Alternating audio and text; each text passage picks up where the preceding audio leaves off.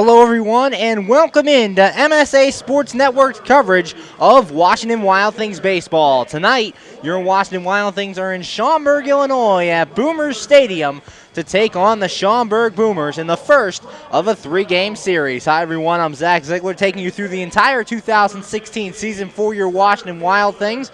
Wild Things come into this one having taken 2 of 3 games against the Traverse City Beach Bums in Traverse City, Michigan. We're going to recap last night's loss for your Washington Wild Things. Also look at the other 2 games in that series. Also going to be joined by Wild Things reliever Devin Davis. That's coming up, as well as a look at the last time these Washington Wild Things were here in Schaumburg, Illinois. Wild Things making the trip down here to Schaumburg for the second time in 2 weeks. And it's their last trip here of the season. Right now, you're listening to Washington Wild Things pregame show here on the MSA Sports Network. Last night didn't go so well for the Wild Things. They would lose by the final score of 3-1 yesterday. The Wild Things actually would get on the board first as Jamal Austin started things out with a single. It put his hitting streak up to 8 games. He would get to second after Ricky Rodriguez walked and moved to third when Brian Harr singled. So the bases were full of Wild Things with nobody out. However, the Wild Things only getting just 1 run in that inning. The sacrifice fly by Dave Popkins accounting for the only run in that inning for your Wild Things. Jimmy Yezzo would hit into a fielder's choice, and Nick Ferdinand would ground out to end the top of the first. Then, starting pitcher Chase Cunningham was very good early on. Faced 4 men in the bottom of the first, got Marcus Dirks to ground out, got Casey Rodriguez to fly out. Jose Vargas singled before Will Kendra would pop out to end the first inning. Then he retired the Traverse City Beach Bums 1-2-3 in the second and third innings. The fourth inning, however, is when Traverse City got on the board. Casey Rodriguez started things off with a double, then stole third base during the Jose Vargas at bat. Vargas would hit an RBI single that would bring Rodriguez in and make the score 1-1. Then Will Kendra followed that up with a single, so their runners at first and second both would move up to second and third on a wild pitch before Steven Patterson would fly out, Ryan Bacher would pop out, and Christian Santisteban would ground out to end the fourth inning. The score would stay tied at 1, and Matt Frodden again was right back to where he was. Faced 4 men in the fifth, 4 in the sixth, and then the seventh inning happened to Cunningham. He allowed a leadoff. He got Christian Santisteban to ground out to start things. Then Kendall Patrick, a solo home run over the left field wall, gave Traverse City the lead. They led 2-1 after that one. He struck out Jeff Debut and got Marcus Dirks to ground out to end the inning. That would be it for Chase Cunningham. Went 7 innings of work, giving up 2 runs, both earned on 6 hits, 1 walk, and 4 strikeouts on the night. So not a bad start for Chase Cunningham, but just a victim of no run support on the afternoon as the team would not score him any runs. I would only score him that 1 run in the ball game. Then Andrew Wick came in to relieve him in the bottom of the 8th, gave up a leadoff single to Casey Rodriguez before Jose Vargas hit into a 5-4-3 double play. It looked like Wick was going to get out of it before Will Kendra walked, moved up on a wild pitch, and then Steve Patterson hit an RBI single, scoring Kendra and making the score 3-1 Traverse City. Ryan Bacher would follow that up with a single of his own. Then Christian Santisteban would strike out to end the inning. In the 9th, the Wild Things tried to come back. Nick Ferdinand was hit by a pitch to start things. Then Grant Fink was struck out. And Kyle Pollock, a sharp line drive to the shortstop. And Ferdinand was caught too far off the bag as they doubled him up to end the game. With the loss, your Wild Things fell to 19-16 on the year. Still currently sit in 3rd place in the Frontier League East standings. They did take 2 out of 3 from the Traverse City Beach Bums, however, winning game 1 of that series by a score of 3-2, and then winning on Wednesday night by a score of 6-4. In that game, Trevor Foss, not a really characteristic start as he went 5 innings, only giving up 4 runs, 3 earned. It snapped a string of 5 straight complete games for Trevor Foss, but the Wild Things able to come back on a Brian Harr 3-run homer that gave him the lead, and then they went from there and won 6-4. We're going to take our first break here on the Washington Wild Things pregame show. When we come back, we have our sit-down with reliever Devin Davis. Keep it right here to the MSA Sports Network for more coverage of Washington Wild Things baseball.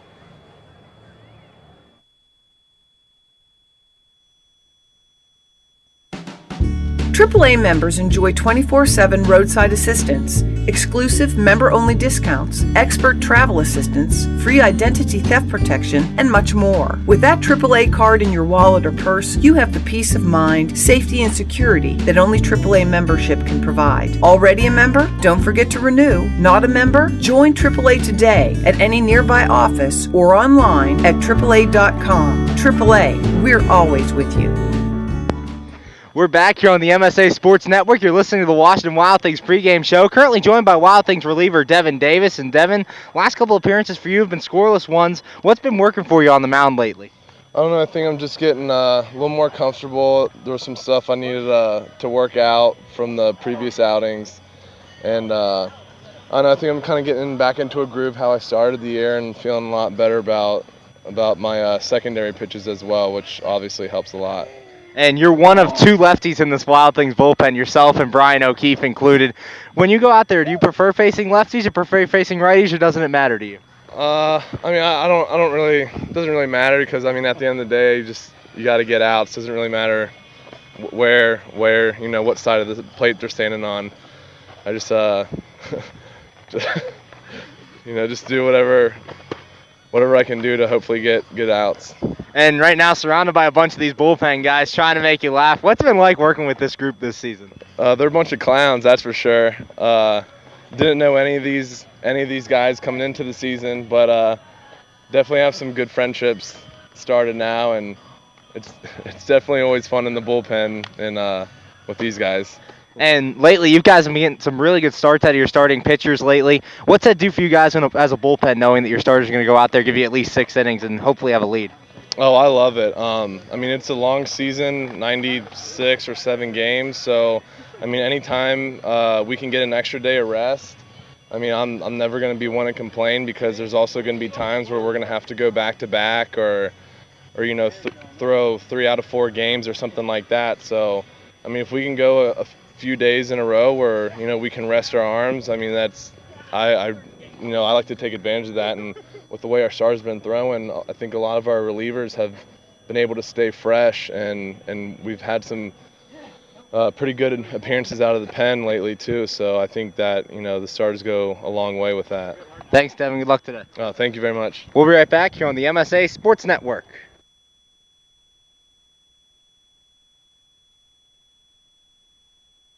How does a 120-year-old company like Henderson Brothers keep up in a world that changes every minute, that keeps throwing curveballs, that flaunts new technology, that demands responsiveness? The answer is simple. With expertise. We insure the most successful corporations in the area, and they in turn recommend us. And for that, we're grateful. Henderson Brothers. Expect an expert.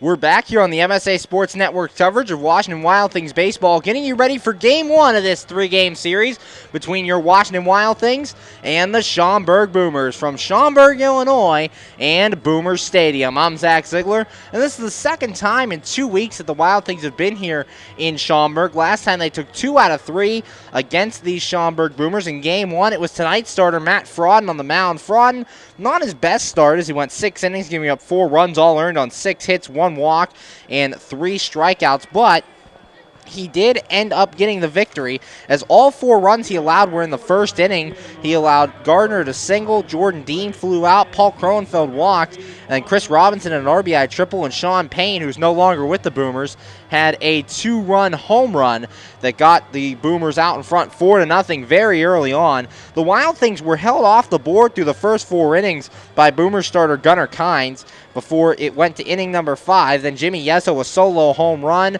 walked to Justin Fox, Jamal Austin singled, Wobrock walked to load the bases, and then the bases were cleared by Brian Haar on a 3 RBI double. And that tied the game at 4. The Wild Things would take the lead next inning on a Ricky Rodriguez home run. They would add a run in the 7th on an RBI double by Brian Haar, and would end up winning the game by the score of 6-4 in Game 1 of the series last time the Wild Things were here in Schaumburg. In Game 2, a very good start for the Wild Things by Brandon Hinkle. Hinkle went 6 innings, 5 hits, no runs, none earned, on 1 walk and 4 strikeouts. And Hinkle, who has had problems this season with walking batters, didn't really walk many guys in this game, only walked 1 in that start against Schaumburg. So he did very good in that department, also getting the 4 strikeouts. The Wild Things got to starter Brett Mabry in inning number 3 as Scott Carcasey, who's no longer with the Wild Things, walked, and Eddie Serrando doubled to put runners at second and third. Then John Zizniewski, all 3 of those players no longer with your Washington Wild Things, hit a sacrifice fly to give them the first run. Jamal Austin would then single. Austin Wilbrock would single him in. That would make the score 2-0. And Brian Harr would drive in 2 runs as Eddie Serrando and Austin Wilbrock would both score on his 2 RBI double. That gave the Wild Things a 4-0 lead in the 3rd inning, and that 3rd inning is all the Wild Things needed. They did not score a run the rest of the game and ended up winning the game by that score of 4-0. In Game 3 of that 3-game series, Wild Things were looking for a sweep but could not complete it. Tyler Garco, who's also no longer with your Washington Wild Things, was on the mound, making a spot start.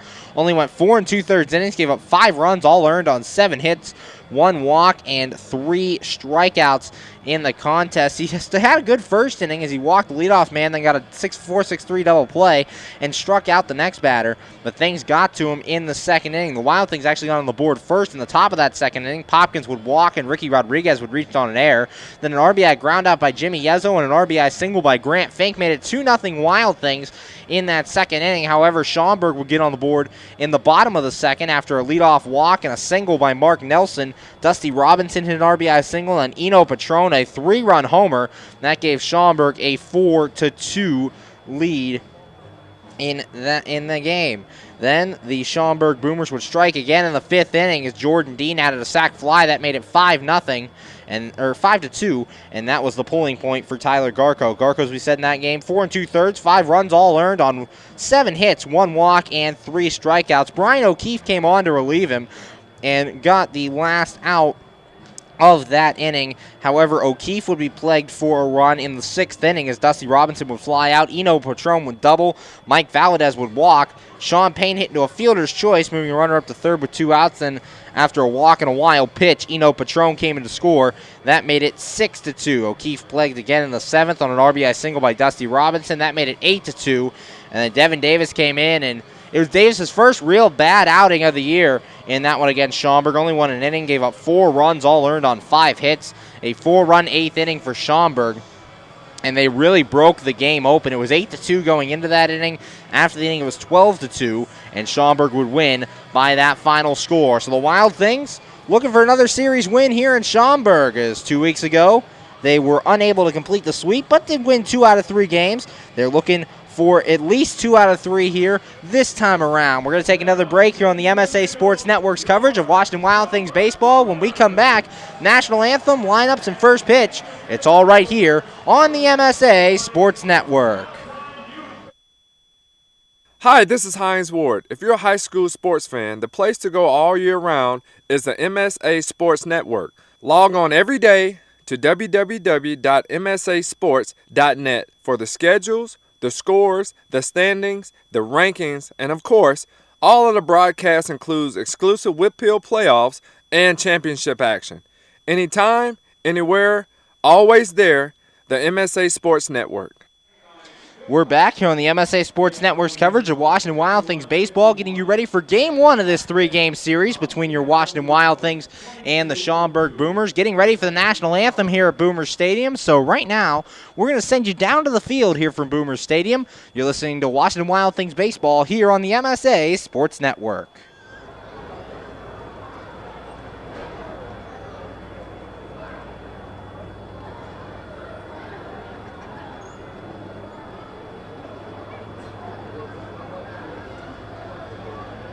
And now please direct your attention to the flag of the United States of America.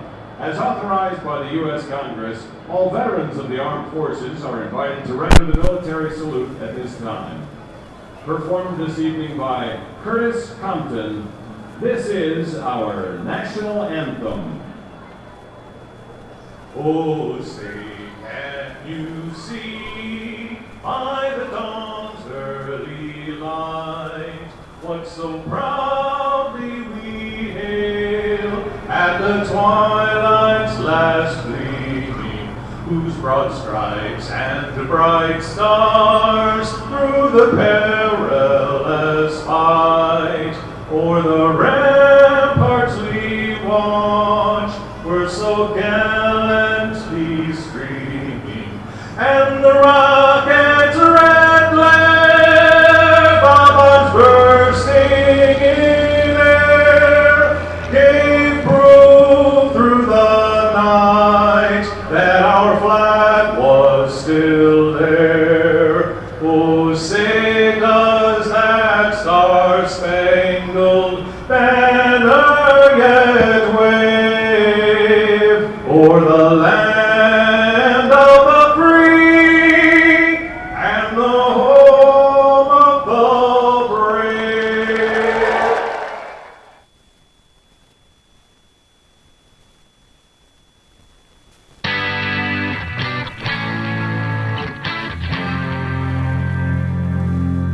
It's time to start thinking about the 2016 MSA Sports Kennywood All-Star Preseason Football Team.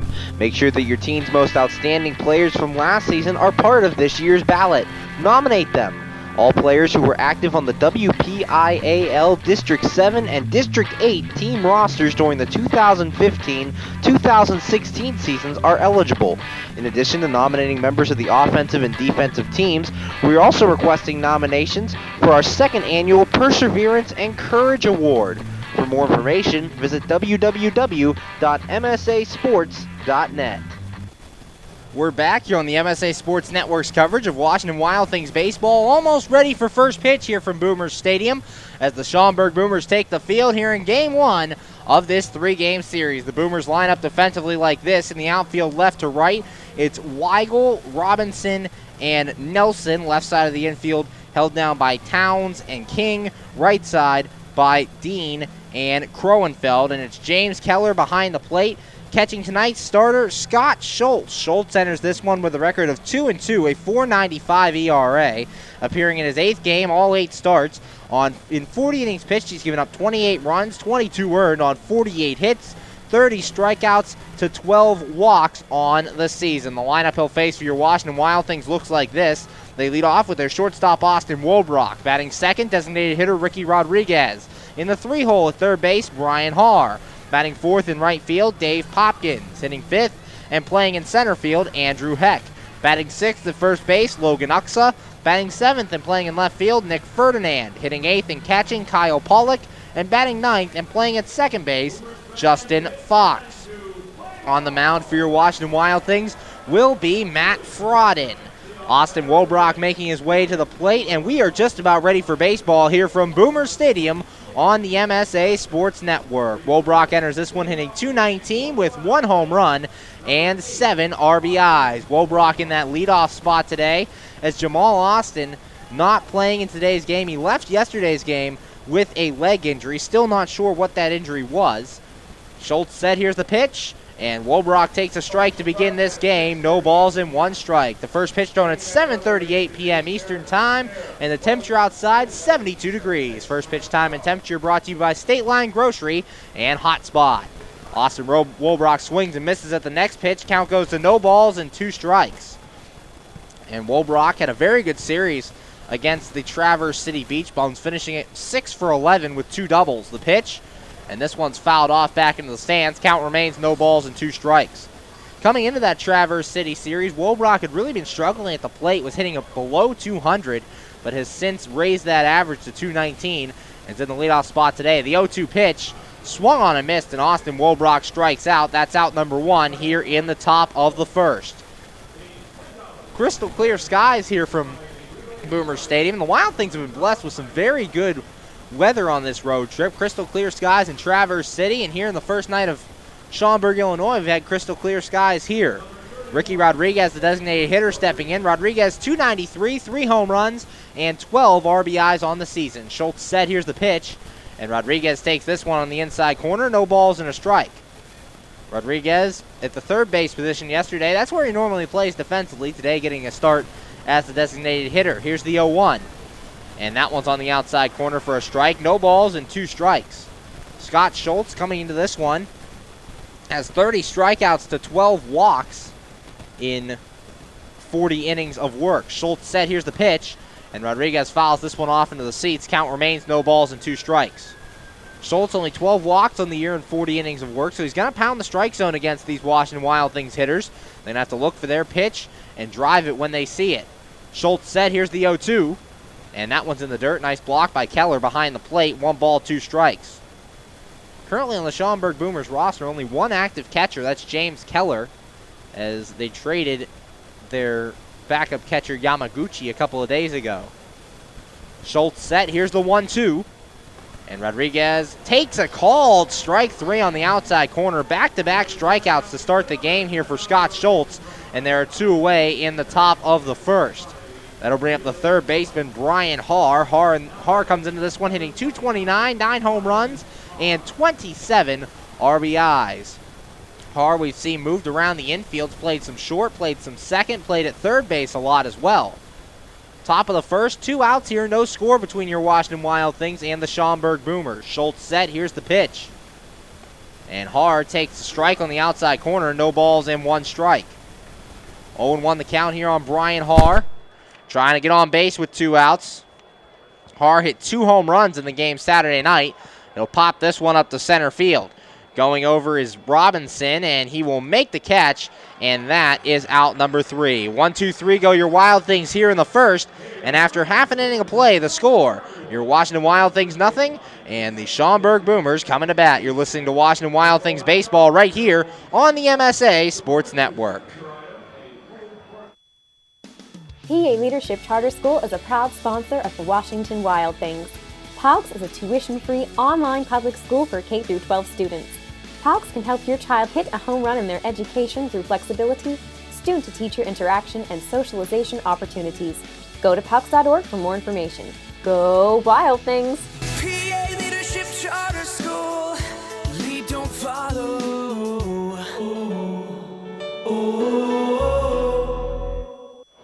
We're back here on the MSA Sports Network's coverage of Washington Wild Things baseball, going to the bottom of the first, and the score, your Washington Wild Things nothing, Schaumburg Boomers coming to the bat. Your Wild Things out in the field look like this. From the outfield left to right, it's Ferdinand, Heck, and Popkins. Left side of the infield held down by Haar and Wobrock.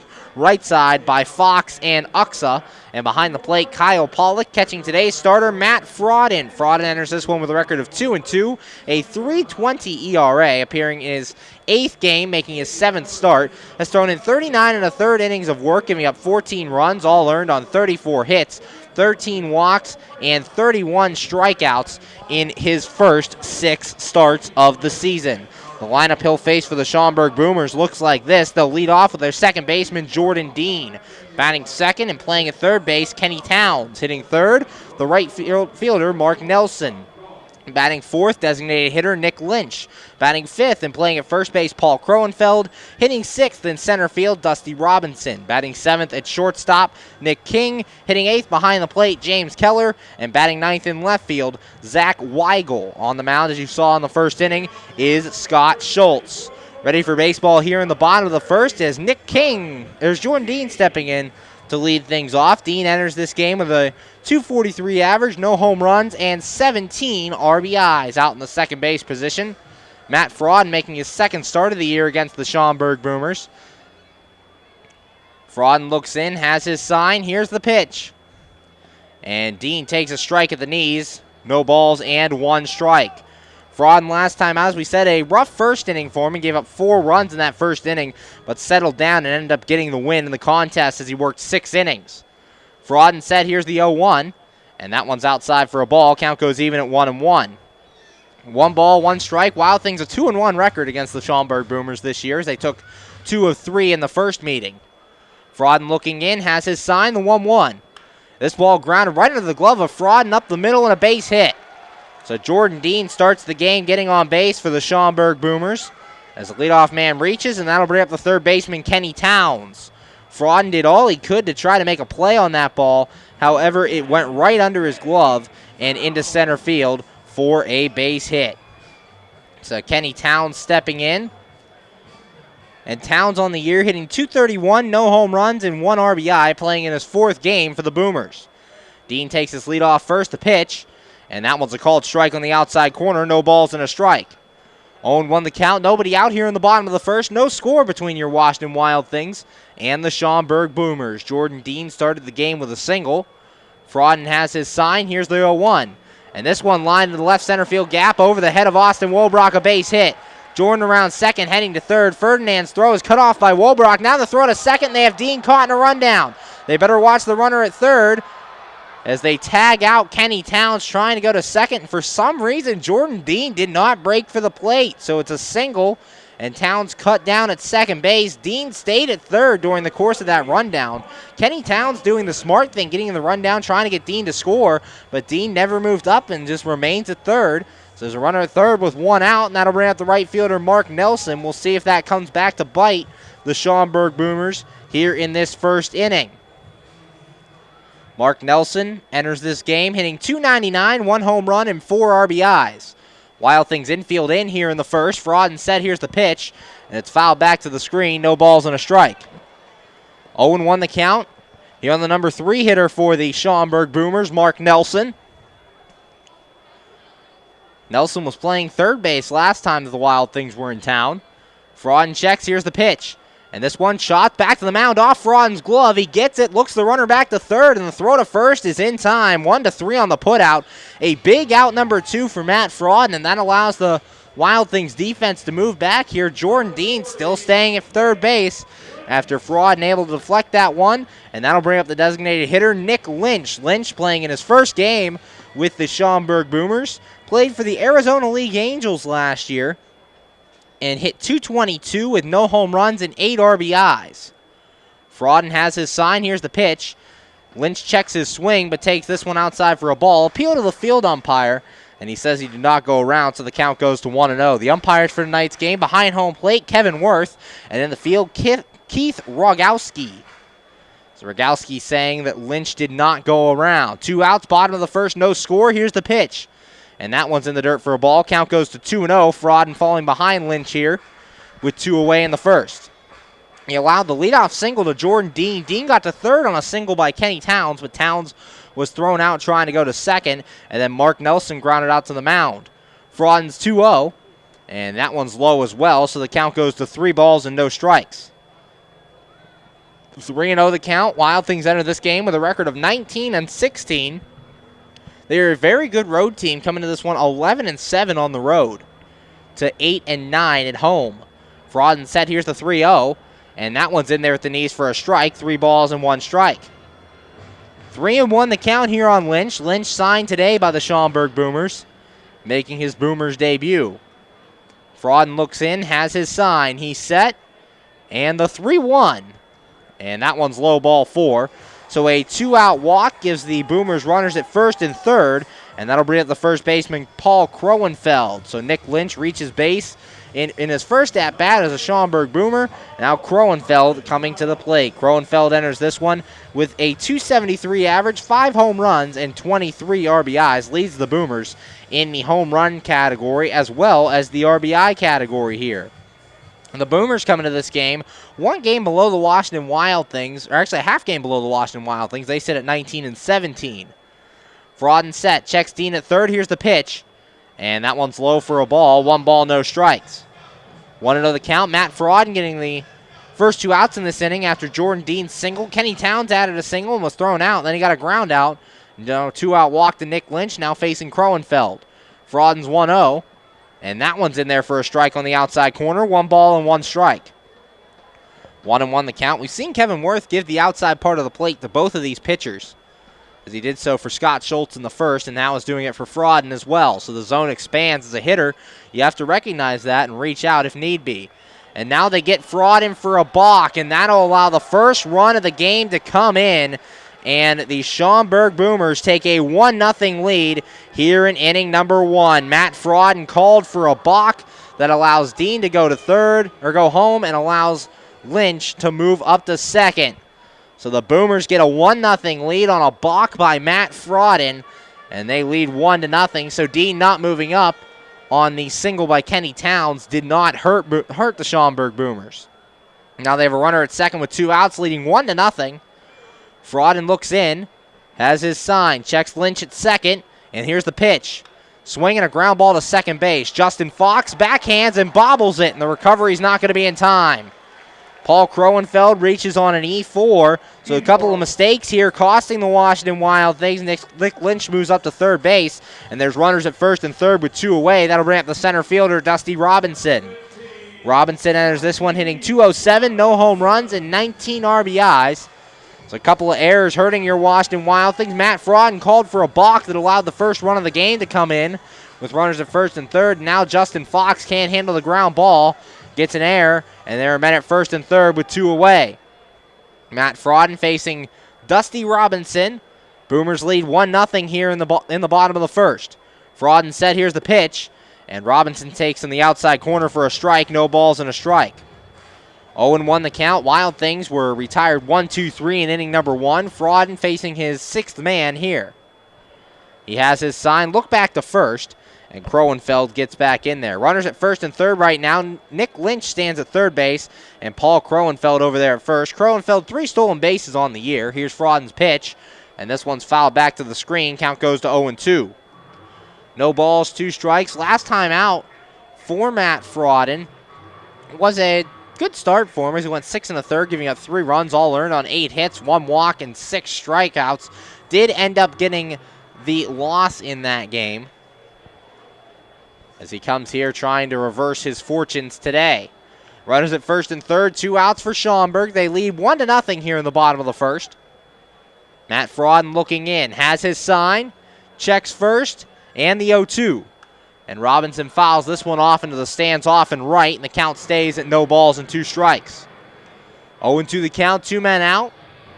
Matt Frodden was not originally in the rotation for your Wild Things to start the year, was added at the time that the Wild Things needed a 5th starter.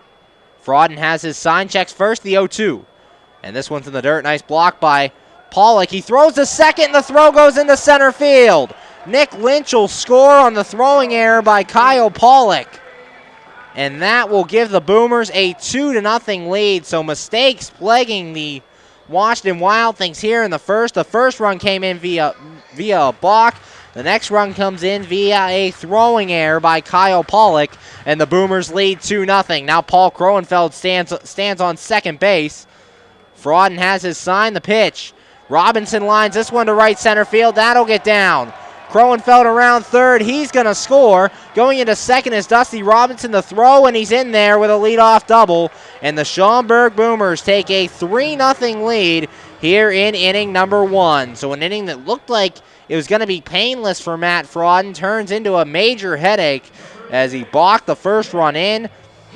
Then Nico Litch went to third on a ground ball bobbled by Justin Fox. A throwing error by Kyle Pollock allowed Lynch to come in. And now an RBI double by Dusty Robinson. And the Schaumburg Boomers lead 3-0. That'll bring up the shortstop, Nick King. King also making his Schaumburg Boomers debut as he comes into this one. Played for the University of Georgia, hit .236, 2 home runs, and 20 RBIs. First pitch called a strike at the knees, no balls and a strike. There's 3 guys in the Schaumburg lineup making their Boomers debut tonight as Nico Lynch, Nick King, and Zach Weigel all making their debuts tonight. Frodden has his sign, checks Robinson, the 0-1. And this one chopped in front of the mound. Frodden has to come off, bare hands, and he's not going to have a play. It was perfectly placed by Nick King, and he reaches, so there's runners at first and third with 2 outs, and Frodden now not being able to catch a break in this inning. It was a very good pitch on the outside corner. Got King to roll over on it and just tap it in front of the mound, but Frodden couldn't get there in time. Neither could Pollock. And now there's first and third, 2 outs with Schaumburg leading 3-0, and their number 8 man, James Keller, coming to the plate. Keller enters this one, hitting .259, no home runs, and 5 RBIs. First and third, 2 outs here in the bottom of the first. 3 runs coming in. Frodden has his sign. Here's the pitch. And that one's low for a ball. 1 ball and no strikes. This inning started with a Jordan Dean single and Kenny Towns single, but was thrown out trying to stretch it to a double. So there was a runner at third with 1 out. Got Mark Nelson to ground outs. There were 2 outs, and he walked a man, balked a run in, an error, a double, and a single, and we're where we are now. The pitch, and that one's a called strike at the knees. 1 ball, 1 strike. 1-1 the count here.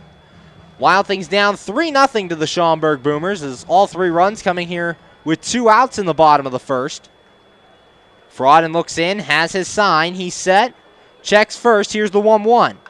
This one grounded, off of Jamie Bennett managing over at third base. Takes a shot in the ribs on that one. Nice catch as he flips it to a fan, and the count goes to 1-2. That'll keep you honest over there as the third base coach. 1 ball, 2 strikes the count. 2 outs here in the bottom of the first. Schaumburg leads 3-0. Good news for your Washington Wild Things is last time Frauden faced these Boomers, he gave up 4 runs in the first inning and then settled down. Frauden's 1-2. Checks his swing, and he says they went around, says the home plate umpire Worth. It's a strikeout, and that is out number 3. The Boomers get 3 runs in the inning on 4 hits, 2 men left on, or 2 errors and 2 men left on base. After 1 inning, the score, Schaumburg 3 and your Washington Wild Things nothing. You're listening to Washington Wild Things baseball right here on the MSA Sports Network. You just never know how your day is going to go. The same holds true at Penn Station East Coast Subs. For some unsuspecting spuds, they start their day as Idaho potatoes, only to be transformed into hand-hewn fries. Unlucky for them, good for you. However, both your days get better because the fries get a sidle up next to a perfectly grilled Philly cheesesteak. Then, on their way to their final resting place, they get bathed in citric nectar, our signature lemonade. Wherever your day takes you, we recommend Penn Station be one of the stops. We're back here on the MSA Sports Network's coverage of Washington Wild Things baseball going to the top of the second, and the score, Schaumburg Boomers 3 and your Washington Wild Things nothing. Boomers scoring 3 runs in that bottom of the first inning. Only 1 of those runs earned on Matt Frauden as he was the product of a couple of bad luck plays, an error by Justin Fox, also the balk that allowed a run to come in. So only one of those runs were earned to Matt Frauden. Last inning for your Washington Wild Things, they went 1-2-3.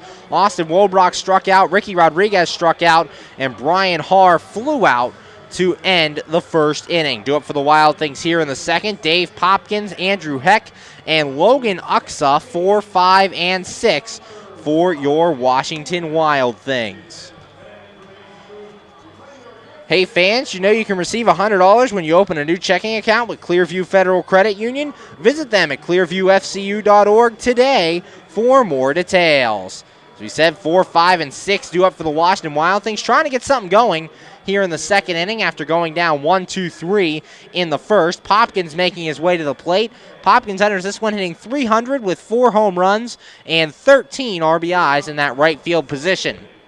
The Wild Things enter today wearing their red alternate jerseys with the gray pants. The Schaumburg Boomers in their home whites with the white pants. Schultz set, here's the pitch, and Popkins takes it on the outside corner for a strike. No balls and a strike. 0-1 the count. First 4 Wild Things hitters been very patient against Schultz. Here's the 0-1. And Popkins checks his swing, takes one at the knees for a strike as well, so he's down 0-2 here to start the second. No balls, 2 strikes, the count on the Wild Things right fielder. Schultz set in the 0-2. And it's a called strike 3 at the knees, and Dave Popkins strikes out to end the inning. Not very happy with that call as he's voicing his displeasures with home plate umpire Kevin Worth. But no matter, it's out number 1. The third strikeout for Scott Schultz on the day, and that'll bring up the center fielder Andrew Heck. Heck enters this one hitting .261, no home runs, and 7 RBIs. That last pitch to Dave Popkins was around the knees. I think it did hit the strike zone, but Popkins not agreeing with the home plate umpire. Andrew Heck takes one at the knees for a strike, no balls and a strike. 0-1 the count, and as a batter, if the strike zone expanded, you have to account for that and take some swings that you wouldn't normally take. This pitch outside, and the count goes even at 1-1. 1 ball, 1 strike. We talked about it last inning. Scott Schultz only 12 walks in 40 innings of work coming into this one, so he likes to pound the strike zone as Heck hits this one to center field. Dusty Robinson going back a couple steps, and he'll make the catch, and that is out number 2. 2 away for your Washington Wild Things, and that brings up the first baseman, Logan Uxa. Uxa enters this game hitting .220, 1 home run, and 3 RBIs, getting the start at first base tonight after Jimmy Yezzo had started there in the last 2 games against the Traverse City Beach Bums. 2 outs here in the top of the second. Schaumburg leads 3-0 over your Washington Wild Things. Scott Schultz looks into his catcher Keller, has his sign. Here's the pitch. And that one's high for a ball on Logan Uxa. 1 ball and no strikes. Want to know the count? Schultz set. Here's the pitch. And Uxa pops this one up on the infield. Coming in is Jordan Dean at second, now being called off by King. King will make the catch in front of the mound, and that is out number 3. 1, 2, 3 go your Wild Things again here in the second, and after 1.5 the score. Schaumburg Boomers 3, your Washington Wild Things nothing. You're listening to Washington Wild Things baseball right here on the MSA Sports Network.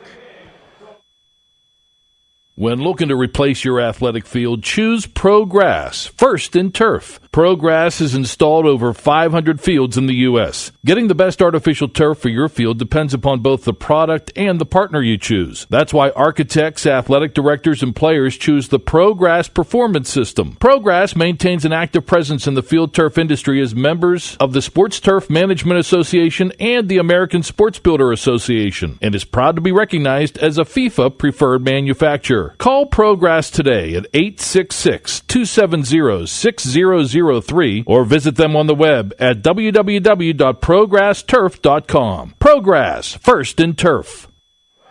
We're back here on the MSA Sports Network's coverage of Washington Wild Things baseball, going to the bottom of inning number 2, and the score, the Schaumburg Boomers 3 and your Washington Wild Things nothing. Last inning, a big inning for the Schaumburg Boomers. It started out with a Jordan Dean single, then Kenny Towns would single but would be thrown out trying to reach second. It was a 7-4-3 put out.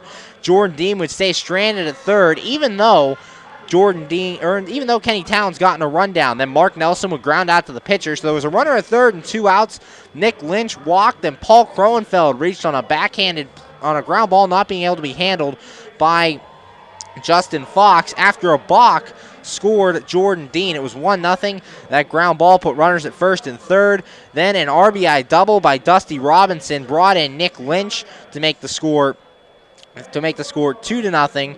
And then Paul Kroenfeld would also score, and it would go to 3-0. Due up here in the second inning for the Boomers, Zach Weigel, Jordan Dean, and Kenny Towns, 9-1-2, facing off against Matt Fraud. And Weigel stepping in here, played for Seton Hall University this season at .333 with 1 home run and 33 RBIs in 57 games played. Making his Schaumburg debut, Fraud set. Here's the pitch, and the first pitch is a called strike, no balls and a strike. 0-1 the count here on Weigel, and good to see Matt Fraud getting ahead of the first hitter here in the second inning, trying to take control of these at-bats. Fraud set. Here's the 0-1, and that one bounces up to the plate, and the count goes even at 1 ball, 1 strike. 1-1 the count here on Zach Weigel, making his Boomers debut. Signed today, Weigel and Nick Lynch, both signed by, Nick Lynch, signed by the Boomers today. Fraud's 1-1. And this ball is hit foul territory off to the left, but it'll go back into the seats, and the count goes to 1-2. 1 ball, 2 strikes. Matt Fraud on the mound, third on this team in strikeouts with 31. As Trevor Foss leads the team with 41 strikeouts. Actually, Matt Fraud is second with 31. Here's the pitch, and that one's outside for a ball. Count goes even at 2-2. 2 balls, 2 strikes, nobody out here in the bottom of the second. The score, Schaumburg 3 and your Washington Wild Things nothing. Fraud and a long look into Pollock. Has his sign. He's set. Here's the 2-2. And this one fouled off back to the padding behind home plate, and the count remains 2 balls and 2 strikes. Matt Fraud making start number 7 on the year, appearing in game number 8 here against Schaumburg, his second start against the Boomers. As last time out against Schaumburg, he would end up going 6 innings, giving up 4 runs, all earned on 6 hits, a walk, and 3 strikeouts. This ball in the dirt, and the count goes full 3-2 to Zach Weigel. 3 balls, 2 strikes. The on-deck batter, Jordan Dean. Dean led off the game in this one. Fraud looking in. Has his sign. Here's the 3-2 pitch. And Weigel lines this one down the line and left, but it'll go foul into the stands, and the count remains full at 3-2. Battle here between Matt Fraud and Zach Weigel here in the second inning, with the Wild Things down 3-0. Fraud trying to avoid allowing that leadoff man to reach base again. Fraud looking in. Has his sign. Here's the pitch. And this one is popped up, foul territory off to the left. Har giving chase, goes over to that wall, reaches in the stands, but will run out of room as it falls foul, and the count remains 3 balls and 2 strikes. 2 straight foul balls here by Zach Weigel after working the count full. Here for the Schaumburg Boomers, the number 9 hitter, Jordan Dean, the on-deck batter. Boomers lead 3-0 here in the bottom of the second against your Washington Wild Things. Matt Frodden looking in. Has a sign he wants. He's set. Here's the 3-2. And this ball grounded to first. Uxa handles it on a tough hop. Will flip to Frodden covering. And it's in time for out number 1. 3-1 on the putout. And there's one away here in the second. That'll bring up the second baseman, Jordan Dean. Dean 1 for 1 in this one. Singled and scored. Scored on the balk by Matt Frodden. And Dean in yesterday's game against the Lake Erie Crushers went 2 for 4 with an RBI and a run scored. Boomers winning 3-2 over the Lake Erie Crushers yesterday, sweeping that series coming into tonight. 1 out here in the bottom of the second. Boomers lead 3-0 over your Wild Things. Frodden looks in, has his sign. Here's the pitch. And this one popped up just beyond shortstop. Now carrying to left, Nick Ferdinand is under it, and Ferdinand will make the catch, and that's out number 2. First 2 men retired here in the second, as Dean goes down on just 1 pitch, and that'll bring up the third baseman, Kenny Towns. Towns, 1 for 1 in this one, singled in the first, but got thrown out trying to move up the second on the play. Towns in yesterday's game, 1 for 4 with a run scored. Frodden looking in with 2 outs here in the bottom of the second, has his sign. Here's the pitch. And this ball popped up to foul territory out on the right side, and it'll go into the seats. Count goes to 0-1. No balls and 1 strike. Wild Things losing yesterday by the score of 3-1. Boomers winning yesterday 3-2 over the Lake Erie Crushers. Wild Things losing to the Traverse City Beach Bums. Frodden's 0-1. And this ball's popped up in foul territory on the right. Uxa going over. And he'll make the catch, and that is out number 3. 1-2-3 go the Boomers here in inning number 2. And after 2 innings of play, the score, your Schaumburg Boomers 3, your Washington Wild Things nothing. You're listening to Washington Wild Things baseball right here on the MSA Sports Network. Come out to Consol Energy Park throughout the entire 2016 season to support Brian Haar, Jimmy Yezzo, Austin Wolbrock, and the rest of your Washington Wild Things. The Wild Things return home on June the 29th to start a 3-game series with the Gateway Grizzlies. It all starts Wednesday, June 29th with a doubleheader starting at 6:05. It's also a bucket hat day. For $15, you can get a reserve seat ticket and a bucket hat. Game 2 of that 3-game series starting approximately a half hour after the conclusion of Game 1. Then the series continues on Thursday, June 30th for Thirsty Thursday. 7:05 first pitch. All beer and soda, just $1. Come out to Consol Energy Park throughout the entire 2016 season to support your Washington Wild Things. For tickets, go to www.washingtonwildthings.com or call the box office at 866-456-WILD. Washington Wild Things baseball, let's get wild.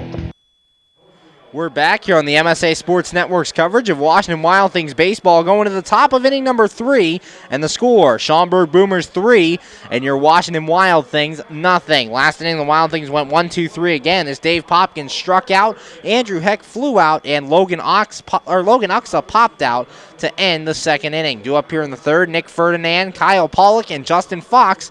7, 8, and 9 as the bottom of the order will look to get something started against Scott Schultz. Schultz has set down the first 6 Wild Things he's faced in this game, and Schultz's last time out made the start against the Joliet Slammers, went 4 innings, giving up 8 runs, 7 earned, 1 walk, and 1 strikeout in a loss as he fell to 2-2 in that game. Nick Ferdinand stepping in, leading off to face Schultz here in the top of the third, and the first pitch is in there for a strike, no balls and a strike.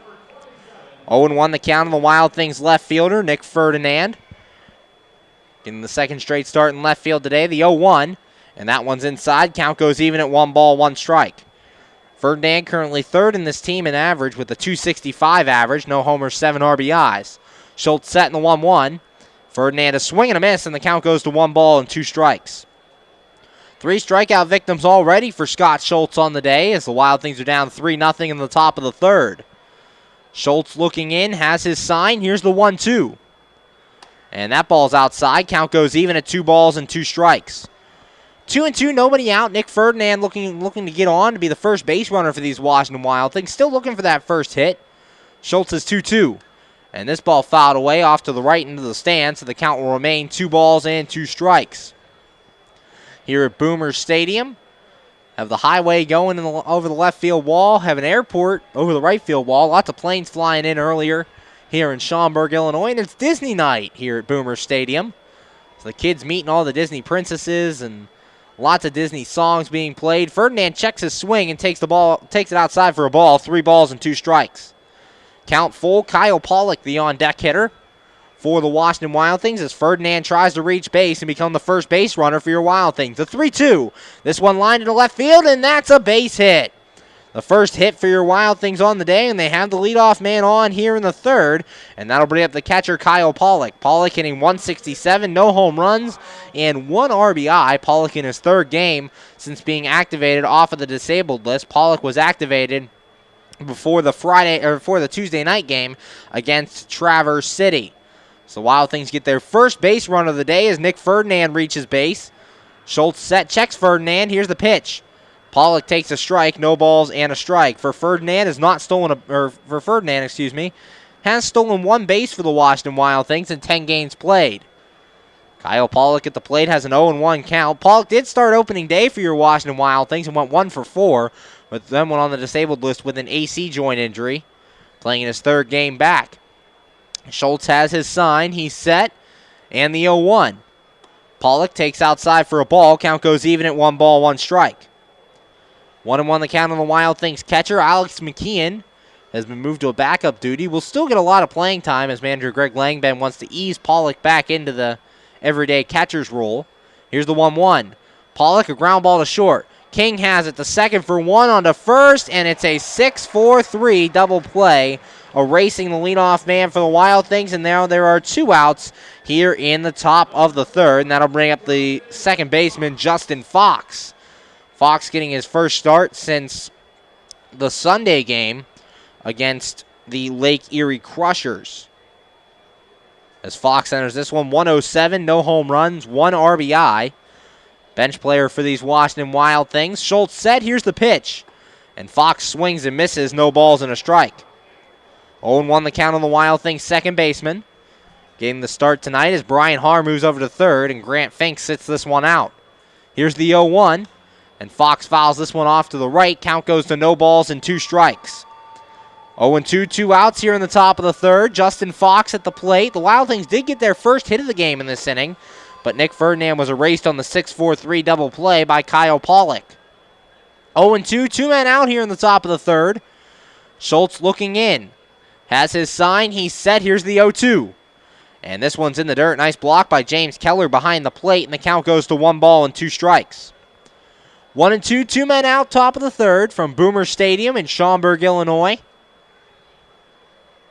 Schultz looks in, has his sign. Here's the 1-2. And that one's high for a ball, so the count goes even to Justin Fox. 2 balls and 2 strikes. Fox playing in his 13th game tonight. Does have 7 walks in those 13 games. Also 7 strikeouts on the year, just the 107 average. Schultz is 2-2. And Fox, a soft pop up to the mound. Schultz will handle this one himself, and that is out number 3. No runs on 1 hit, no errors, and nobody left on base. And after 2.5 innings, the score, the Schaumburg Boomers 3, your Washington Wild Things nothing. You're listening to Washington Wild Things baseball right here on the MSA Sports Network. AAA members enjoy 24/7 roadside assistance, exclusive member-only discounts, expert travel assistance, free identity theft protection, and much more. With that AAA card in your wallet or purse, you have the peace of mind, safety, and security that only AAA membership can provide. Already a member? Don't forget to renew. Not a member? Join AAA today at any nearby office or online at AAA.com. AAA, we're always with you. We're back here on the MSA Sports Network's coverage of Washington Wild Things baseball, going to the bottom of the 3rd, and the score, the Schaumburg Boomers 3 and your Washington Wild Things nothing. Matt Frodden back out there for a 3rd inning of work. Had a rough first inning as errors had cost him. He gave up 3 runs, only one of them being earned in that first inning. However, last inning retired the Boomers 1-2-3 as he got Zach Weigel to ground out. Then Jordan Dean flew out and Kenny Towns popped out to end that second inning. Due up here in the third for the Schaumburg Boomers, Mark Nelson, Nick Lynch, and Paul Kroenfeld, 3, 4, and 5 to face off against Matt Frodden. Hey fans, every Thursday night game during the 2016 season is Thirsty Thursday at Consol Energy Park, and it's all being brought to you by Frankie Eyes Bar and Grill, located by the Meadows Casino on Route 19. Join them to enjoy food and drink specials after the game, and don't forget Thursday's feature is Buck Beverages, both beer and soda, for just $1. Ready to start here in the bottom of the third is Mark Nelson making his way to the plate. Nelson on the day 0 for 1, grounded back to Matt Frodden in the first inning. And Nelson in yesterday's game against the Lake Erie Crushers went 1 for 4, striking out twice in the contest. Frodden looking in, has his sign. Here's the pitch. And that one's on the outside corner for a strike. No balls and 1 strike. 0-1 the count. Nelson played third base the last time the Wild Things were in town, has since moved out to play the outfield in this one. Here's the 0-1. And that one's low for a ball. Count goes to 1 ball and 1 strike. 1-1 the count on the right fielder for the Schaumburg Boomers. Matt Frodden making start number 7. Has given up 3 runs, 1 earned. Here so far in this one. Here's the 1-1. And that one's low for a ball. Count goes to 2 balls and a strike. 2-1 on the number 3 hitter in the Schaumburg order. Frodden set. And here's the pitch. And that one's outside for a ball, so the count goes to 3-1 on Mark Nelson to start the inning. Last inning, Frodden went 3-2 on the leadoff man, Zach Weigel, before retiring him, so we'll see if he can have a similar result here. Here's the 3-1, and this one's fouled back to the screen. Count goes full, 3 balls and 2 strikes. Nick Lynch, the on-deck hitter for the Schaumburg Boomers. That ball retrieved by the bat boy. 3-2, nobody out here in the bottom of the third. Frodden looks in. Shakes off the first sign, now has one he wants. He's set. Here's the 3-2. And it's inside ball 4. Pollock, a nice block behind the plate, but it doesn't matter, as Schaumburg will have the leadoff man on here in the bottom of the third. That'll bring up the designated hitter, Nick Lynch. Lynch, as we said, making his Schaumburg debut this evening, as he's playing in his first game. Last year for the Arizona League Angels, hit .222 with no home runs and 8 RBIs. As standing on first base here is Mark Nelson. Nelson walked to start things. Frodden set in the pitch. This one popped up into foul territory off to the right, but it'll go into the seats foul, and the count goes to 0-1. No balls and 1 strike on the designated hitter for the Schaumburg Boomers, hitting in the cleanup spot in tonight's game. Matt Frodden looking in, has his sign, he's set. Checks first the 0-1, and that one's a called strike at the knees. Count goes to no balls and 2 strikes. 0-2 the count. Matt Frodden allowing the leadoff walk here in the third, and looks to keep him there and keep this a 3-run deficit. Frodden has his sign, he's set. Checks first in the 0-2. And that one's a called strike 3 on the inside corner. The first strikeout victim for Frodden today. And there's 1 out here in the bottom of the third. Just hit that inside corner. And Kevin Worth rings him up behind the plate for out number 1. That'll bring in the first baseman, Paul Kroenfeld. Kroenfeld 0 for 1 in this one. Reached on an error in the first inning, would later score on the throwing error by Kyle Pollock. Frodden has his sign. He's set. Here's the pitch. Kroenfeld takes this one outside for a ball. 1 ball, no strikes. Paul Kroenfeld in yesterday's ball game against the Lake Erie Crushers ended up going 1 for 3 with an RBI. Frodden set, checks first, and the 1-0. Kroenfeld a swing and a miss, and the count goes even at 1 ball, 1 strike. As Frodden gets Kroenfeld fishing there, that one looked below the knees from up here in the booth. 3-0 Schaumburg leads here in the bottom of the third with 1 out. Frodden has his sign and checks first in the pitch. Kroenfeld checks his swing but takes this one outside for a ball. Count goes to 2-1. 2 balls and 1 strike. Matt Frodden coming into this game had 31 strikeouts, good for second on the team, and only 13 walks in 39 and a third innings pitched. Here's his pitch, And it's a called strike on the outside corner. Count goes even at 2-2. 2 balls, 2 strikes, 1 man out. As the leadoff man, Mark Nelson, reached on a walk, and Nick Lynch struck out. Frodden has his sign. He's set, checks first, and the 2-2.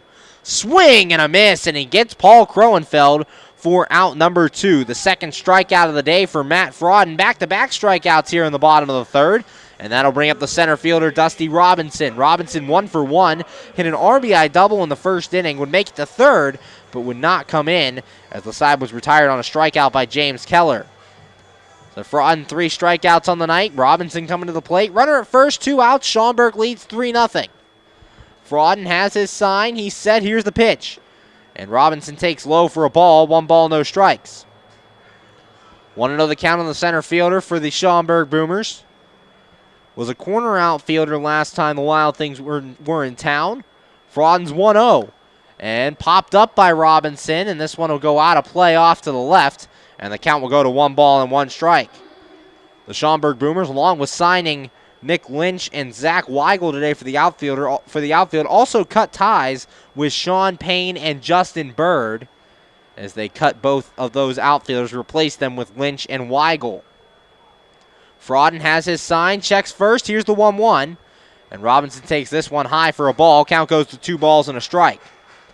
2-1 the count. A very good crowd here from Boomer Stadium. Just about over halfway full here on a Friday night, 7:05. A Disney night here at Boomer Stadium. Frodden checks first. Here's the 2-1, and this one's popped up. Justin Fox going out. Dave Popkins coming in. Fox will call him off and make the catch, and that is out number 3. No runs on no hits, no errors, and 1 man left in the inning after the walk. And after 3 innings of play, the score, Schaumburg 3 and your Washington Wild Things nothing. You're listening to Washington Wild Things baseball right here on the MSA Sports Network. How does a 120-year-old company like Henderson Brothers keep up in a world that changes every minute, that keeps throwing curveballs, that flaunts new technology, that demands responsiveness? The answer is simple. With expertise, we ensure the most successful corporations in the area, and they in turn recommend us. And for that, we're grateful. Henderson Brothers. Expect an expert. We're back here on the MSA Sports Network's coverage of Washington Wild Things baseball, going to the top of the 4th, and the score, Schaumburg 3 and your Washington Wild Things nothing. Wild Things collected their first hit of the game in the 3rd inning. Nick Ferdinand would single to start things, but then he was erased on a 6-4-3 double play hit into by Kyle Pollock.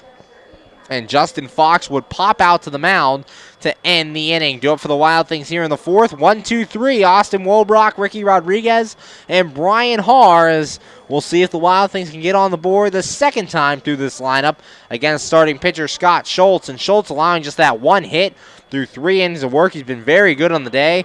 Just the single by Nick Ferdinand, has 2 strikeouts and has gotten a 1-3 ball count. That was to Nick Ferdinand, who would later single. Austin Wolbrock stepping in to begin this 4th inning with the Boomers leading 3-0. Wolbrock 0 for 1. He was a strikeout victim in inning number 1, and in yesterday's game against the Traverse City Beach Bums ended up going 1 for 3, singled, stole a base, hit into a 4-6-3 double play, and flew out in that contest. So Wolbrock stepping in to lead off the top of the 4th with the Boomers leading 3-0 over your Washington Wild Things. Schultz set. Here's the pitch. And Wolbrock hits this one to left field. Going over is Lynch, and he'll make the catch, and that is out number 1. 1 pitch, 1 away for the Wild Things here in the 4th, and that'll bring up the designated hitter, Ricky Rodriguez. Rodriguez 0 for 1 with a strikeout. Was the 3rd baseman in yesterday's ballgame. Went 2 for 3, your offensive star of the game for the Washington Wild Things. Had 2 singles, flew out, and also walked in that contest last night. Schultz set. Here's the pitch. And Rodriguez takes a strike on the outside corner. No balls and a strike. 0-1 the count. Rodriguez, we've seen him at 3rd, designated hitter, and also in left field this season. Hasn't played much left field ever since the signing of Nick Ferdinand. Schultz set. Here's the 0-1. And Rodriguez takes this one outside for a ball. 1 ball, 1 strike. 1-1 the count. Rodriguez second on this team in terms of average, hitting .293 on the season behind Dave Popkins. Schultz looking in. Here's the 1-1. And Rodriguez pops this one up.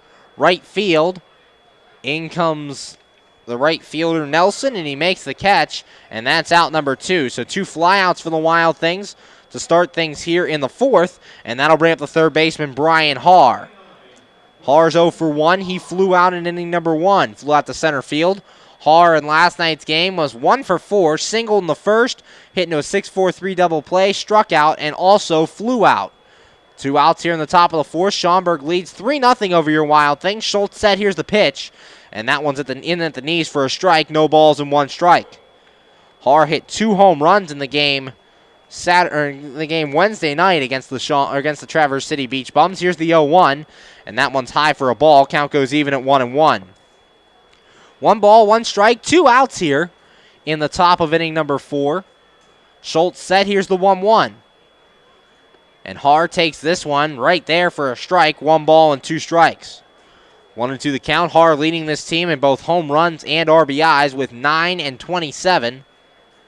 Schultz set, here's the 1-2. And this one grounded to short. King handles it. He'll throw across to first, and it's in time for out number 3. Wild Things go 1-2-3 for the 3rd time in this ball game, and after 3.5 the score, the Schaumburg Boomers 3 and your Washington Wild Things nothing. You're listening to Washington Wild Things baseball right here on the MSA Sports Network. Hi, this is Hines Ward. If you're a high school sports fan, the place to go all year round is the MSA Sports Network. Log on every day to www.msasports.net for the schedules, the scores, the standings, the rankings, and of course, all of the broadcasts includes exclusive Whitfield playoffs and championship action. Anytime, anywhere, always there, the MSA Sports Network. We're back here on the MSA Sports Network's coverage of Washington Wild Things baseball, going to the bottom of the 4th, and the score, Schaumburg Boomers 3 and your Washington Wild Things nothing. Last inning for the Boomers, Mark Nelson would reach on a walk. Nick Lynch struck out, Paul Kroenfeld struck out, and Dusty Robinson popped out to end the 3rd inning. Due up here in the 4th, Nick King, James Keller, and Zach Weigel, 7, 8, and 9 against Matt Fraud. And this start looking a lot like Frauden's last time out against the Schaumburg Boomers, where he gave up 4 runs in that first inning. Only gave up 3 runs here in this first. Only 1 of them earned, so Frauden's ERA not affected as he was the victim of a couple of bad plays, a throwing error by Kyle Pollock, an error by Justin Fox, and also a balk by himself, and that got him into some trouble. 2 of those runs unearned, one coming in on the throw by Pollock, the other coming in on the balk. The earned run coming in on the RBI double by Dusty Robinson. But other than that, he's been very good. He retired the Boomers 1-2-3 in the 2nd, only walked 1 man in the 3rd, but struck out 2 and got Dusty Robinson to pop out to end that 3rd inning as he'll face 7, 8, and 9 here in inning number 4. Nick King stepping in to lead things off, and we want to remind you that every Friday night is fireworks night at Consol Energy Park. Enjoy a spectacular fireworks display after all Friday night Wild Things home games this season. Next fireworks night coming up July 1st as the Wild Things will play host to the Florence Freedom for the first of a 3-game series.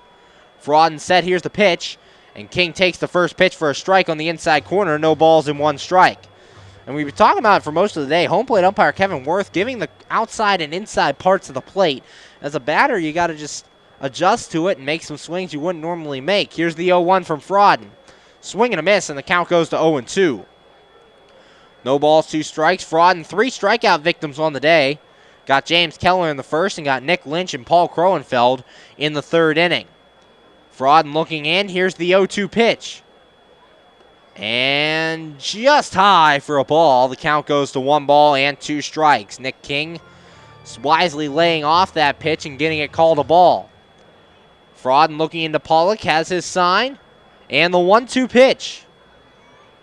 And that one's a called strike 3 at the knees, and that's out number 1 here in the bottom of the 4th. The 4th strikeout victim for Matt Frauden, and there's 1 away. That'll bring up the catcher, James Keller.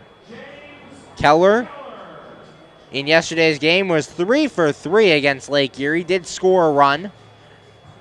and is currently hitting .259 on the season.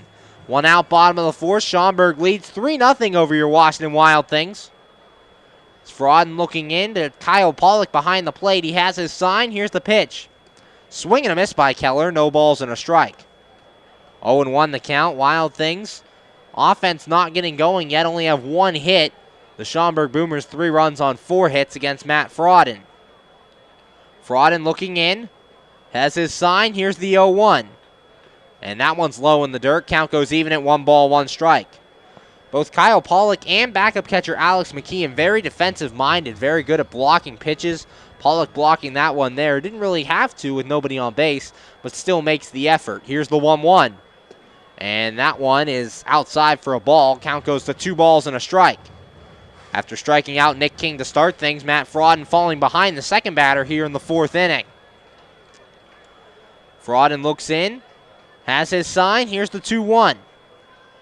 And this ball popped up.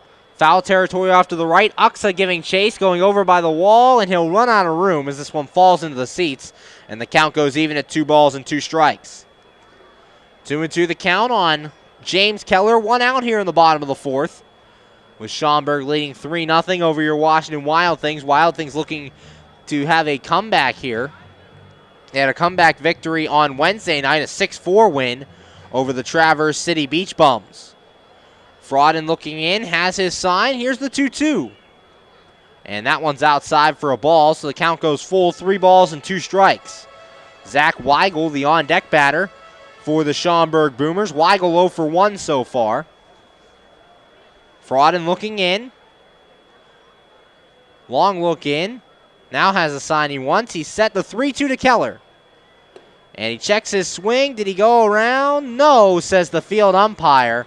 And it's a 1-out walk. The third walk of the day for Matt Frodden, as it gives the Boomers a 1-out base runner. That'll bring up the left fielder, Zach Weigel. Weigel 0 for 1 as he grounded out in the 2nd inning his first time up. Weigel making his debut for the Schaumburg Boomers, as we said, last year for Seton Hall University. Hit .333, 1 home run, 33 RBIs. Frodden set, here's the pitch, and that one's a called strike, no balls and a strike. 0-1 the count on Zach Weigel, signed today by the Schaumburg Boomers. As he's in here against Matt Frodden. Runner at first base, James Keller, after he walked with 1 away. Frodden has his sign, checks first, here's the 0-1. This ball lined into left field, and that'll be a base hit. So a walk and a single have men at first and second for the Schaumburg Boomers with 1 away. That ball hit perfectly between the hole made by Brian Haar and Austin Wolbrock at 3rd and short, and it finds its way into left field for a base hit. That'll bring up the second baseman, Jordan Dean. Dean 1 for 2 so far, singled and scored a run in the first, and also flew out in inning number 2. Dean, a very good series against the Lake Erie Crushers, went 3 out of 8 against the Crushers with 3 RBIs, a walk, and a run scored. So Jordan Dean having success the last time around against the Lake Erie Crushers. Frodden has his sign, checks second, the pitch, and that one's in there for a strike, no balls and 1 strike. 0-1 the count, 3rd time through this Boomers order here in the 4th inning against Matt Frodden. As Frodden faced 8 men in the 1st inning, faced 3 in the 2nd, 4 in the 3rd, and so far 3 here in the 4th with 1 out. Frodden's pitch, and that one's inside for a ball. Count goes even at 1-1. Frodden could really use a double play here, as the infield playing normal with runners at 1st and 2nd. Logan Uxa in a little bit at first base, not holding the runner on, but playing a little farther in than a normal first baseman would. Frodden has his sign. Here's the 1-1. And this ball popped up in foul territory. That'll go back into the seats, and the count will go to 1-2. 1 ball, 2 strikes. Matt Frodden ahead here. Has 4 strikeouts on the day. He'd take a strikeout, but would like a double play ball a little bit more, as it would get him out of the inning. Frodden looking in to Kyle Pollock. Frodden has his sign. He's set. Checks second. Here's the 1-2.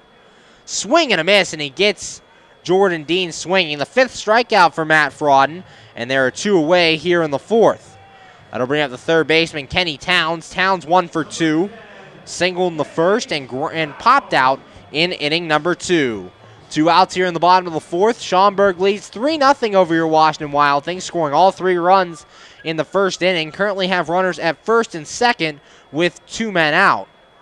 Frodden has his sign, checks Keller. Here's the pitch, and that one's in the dirt, blocked by Kyle Pollock. 1 ball and no strikes. James Keller, the runner at second, he walked with 1 out, and Zach Weigel at first got his first Schaumburg hit on a single following the walk by Keller. Frodden looking in, has his sign. He's set, checks Keller at second, and the 1-0. That one's inside as well. Count goes to 2 balls and no strikes. Frodden falling behind here. 2-0 the count. Ever since that rough first inning, Frodden's calmed down. There's not a lot of runs since the first inning on just 1 hit. Frodden has his sign, checks second. Here's the 2-0. And this ball hit the left field. Ferdinand going back to the track, to the wall. He watches it sail out of here. A 3-run home run for Kenny Towns, and the Boomers break this game open. It's now 6-0. A 3-run homer from Kenny Towns. It's Towns' first home run of the season for the Boomers, and the Schaumburg Boomers now lead 6-0 over your Washington Wild Things. Ferdinand went back on that ball, thought he was going to have a chance to catch it, but instead he watches it sail out of here, and the Boomers now lead by 6. That'll bring up the third baseman, Mark Nelson. Nelson on the day, 0 for 1, grounded out in the first and walked in inning number 3. Frodden set, here's the pitch, and that one's a called strike at the knees, no balls and a strike. 6 runs now given up by Matt Frodden, 4 earned, as he has his sign. He's set. Here's the pitch to Nelson. And Nelson chops this one foul back behind the plate, and the count goes to 0-2. No balls, 2 strikes, 3 runs in the inning on a 3-run home run by Kenny Towns. And the Boomers have broken this game open. It's now 6-0 here in game 1 of this 3-game series. Frodden looks in, has his sign. Here's the 0-2. Swing and a ground ball foul towards the Boomers' dugout, and the count remains no balls and 2 strikes. 0-2, 2 men out. Here in the bottom of the 4th, Boomers leading 6-0 over your Washington Wild Things. Frodden looking in, has his sign. Here's the 0-2. And that one's outside for a ball. 1 ball, 2 strikes. Frodden can't get the call. 1-2 the count. Frodden already has 5 strikeouts on the day. Looking for strikeout number 6. Frodden set the 1-2. And checked his swing, but it's a called strike 3. The 6th strikeout of the day for Matt Frodden, and that will end the inning. However, 3 more runs come in the inning on the 3-run homer by Kenny Towns. 2 hits in the inning, no errors, and nobody left on base. After 4 innings of play, the score, Schaumburg 6, and your Washington Wild Things nothing. You're listening to Washington Wild Things baseball right here on the MSA Sports Network.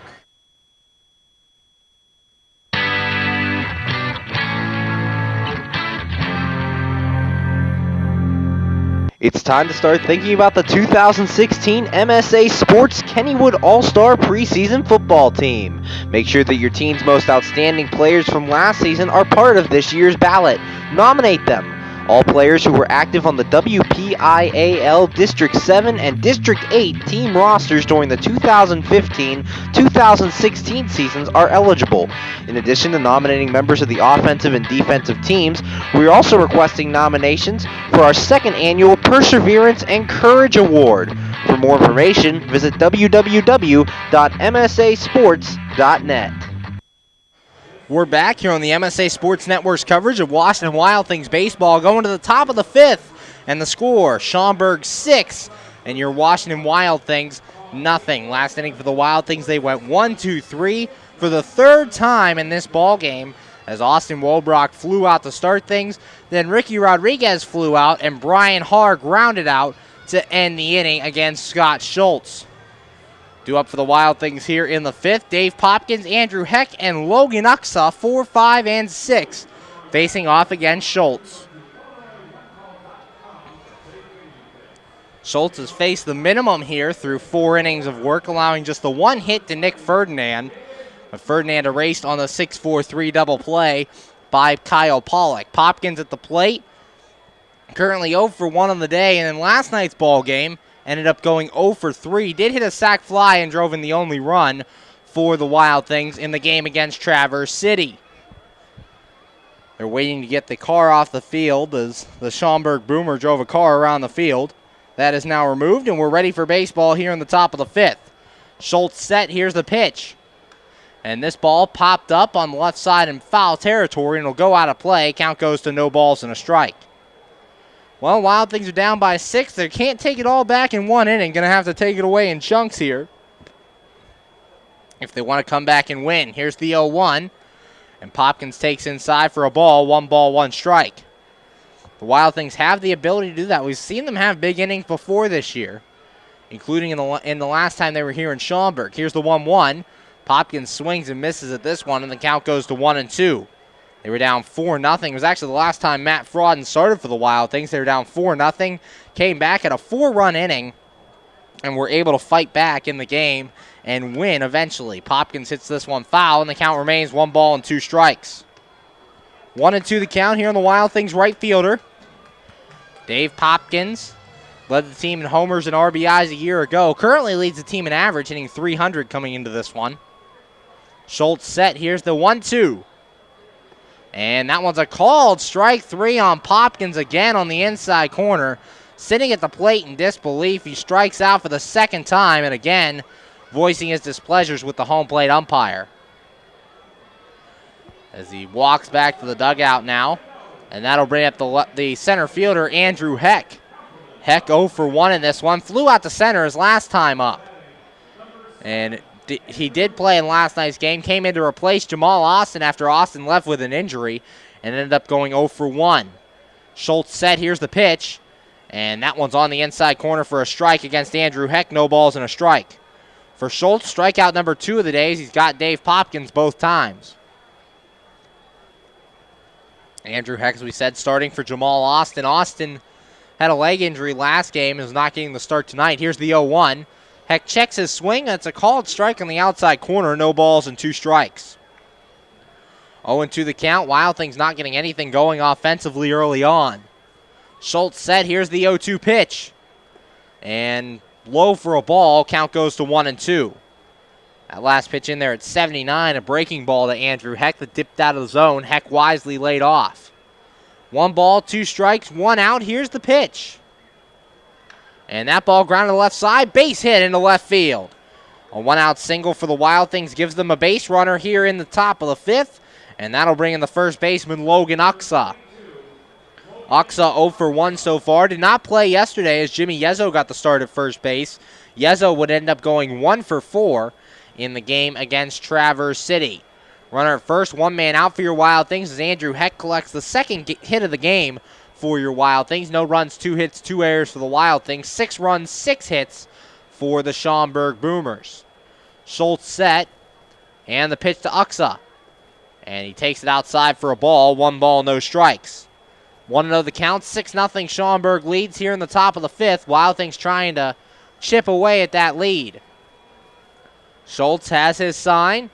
Here's the 1-0. And that one's inside, so Schultz falls behind Uxa here. Count goes to 2 balls and no strikes. Dave Popkins struck out to start this inning, and then Andrew Heck singled. He's on first base.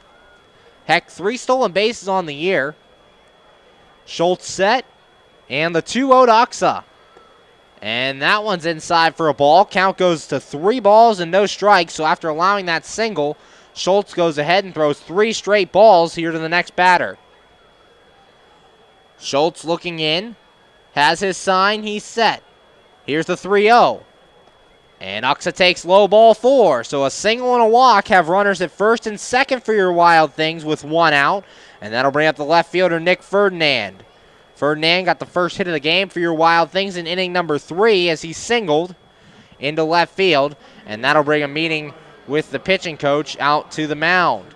So while they talk in the mound, I'm going to look at the standings real quick in the Frontier League. Currently, the Windy City Thunderbolts lead the standings. They sit in with a record of 21-14. Joliet Slammers a half game behind them in second, 21-15. Then your Wild Things sit in third, 2 games back at 19 and 16. The Schaumburg Boomers in 4th.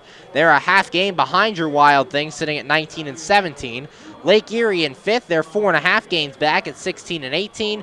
And the Traverse City Beach Bums round out the division. Their record 11 and 24, 10 games back. So the Boomers, if they win, will jump ahead of your Wild Things into 3rd place in the Frontier League East standings. If the Wild Things can come back and defeat the Boomers, they will gain a 1.5 game lead over Schaumburg. Nick Ferdinand stepping in. Ferdinand 1 for 1, and in yesterday's ball game was 1 for 2 with a double and a ground out. Here's the pitch, and Ferdinand takes low for a ball. 1 ball, no strikes. 5 straight balls from Scott Schultz on the mound after allowing that single to Andrew Heck. And with 1 out, there's runners at 1st and 2nd. The Wild Things trying to get on the board, down 6-0. Schultz set. Here's the 1-0. And Ferdinand to left center field and deep. Going back is Zick at the wall. Exit stage left for Nick Ferdinand. A 3-run home run, and your Wild Things cut this lead in half. It's now 6-3. That's just what your Wild Things needed, and when you need an attorney to hit one out of the park for you, yo, Keith. That home run brought to you by Keith Owen Campbell, attorney at law. A 3-run home run by Nick Ferdinand, and your Wild Things have cut this lead in half. That's just the timely hitting they needed, and that'll bring up catcher Kyle Pollock. Pollock 0 for 1, and this one scores 6-3 Schaumburg. Schultz said, here's the pitch. Pollock takes a strike, no balls and a strike. It's Ferdinand's first home run of the season. RBIs number 8, 9, and 10 as the Wild Things cut the lead in half. Schultz said, here's the pitch. And that one's a called strike on the outside corner. Count goes to 0-2. No balls, 2 strikes. Nick Ferdinand, first Wild Things home run. Drives in 3 and cuts the lead to 6-3. Schultz is 0-2. Pollock lines this one foul and into the seats. Count goes to 0-2.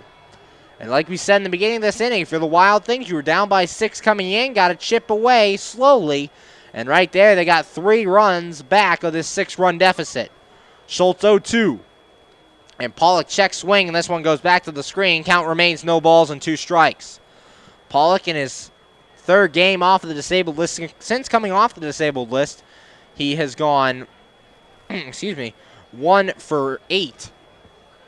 Has a 167 average on the year. Here's the 0-2. And Pollock, a ground ball to short. Nick King has it. Throw across to first. And it's in time for out number 2. 6-3 on the putout. There's 2 away. And that'll bring up the second baseman, Justin Fox.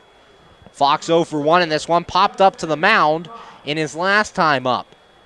3 runs in the inning for your Washington Wild Things on the 3-run home run by Nick Ferdinand.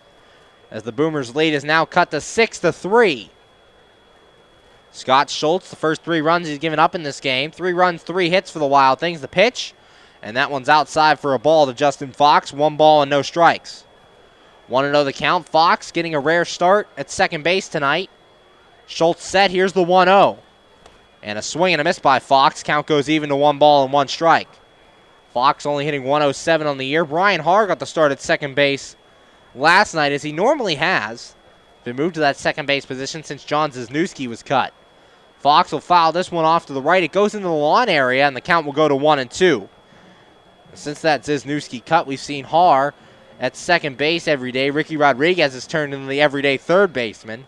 Harr's also moved over to short a couple times to give Wobrock a day off. The 1-2, and that one's up and into Fox. Count goes to 2 balls and 2 strikes.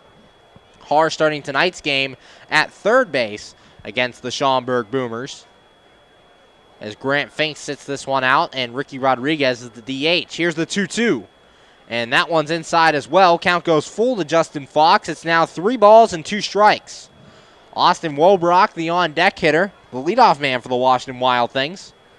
The Wild Things have scored 3 runs in the inning on the 3-run home run. Here's the 3-2 pitch. And Fox takes outside ball 4. A 2-out walk gives the Wild Things a base runner. The 8th walk of the season for Justin Fox.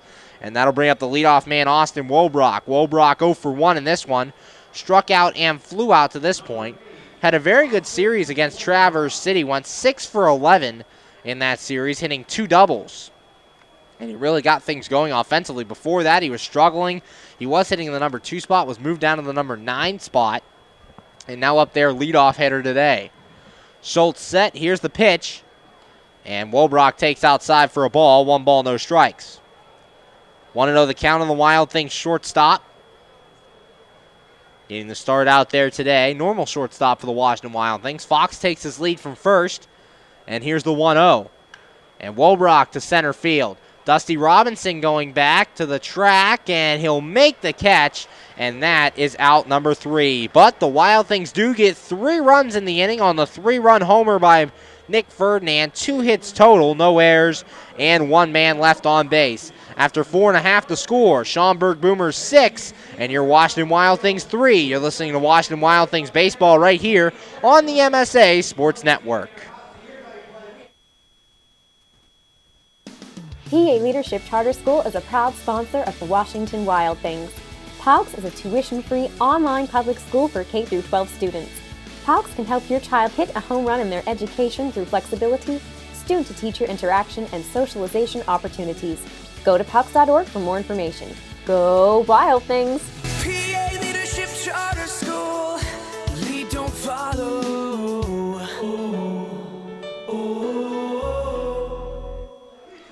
We're back here on the MSA Sports Network's coverage of Washington Wild Things baseball, going to the bottom of the 5th. And the score, Schaumburg Boomers 6 and your Washington Wild Things 3. Wild Things cutting the lead in half with a 3-run home run from Nick Ferdinand last inning, as it is now 6-3. Last inning for the Schaumburg Boomers. They would break the game open as it made it 6-0. Nick King would strike out to start things, and James Keller walked. Zach Weigel singled.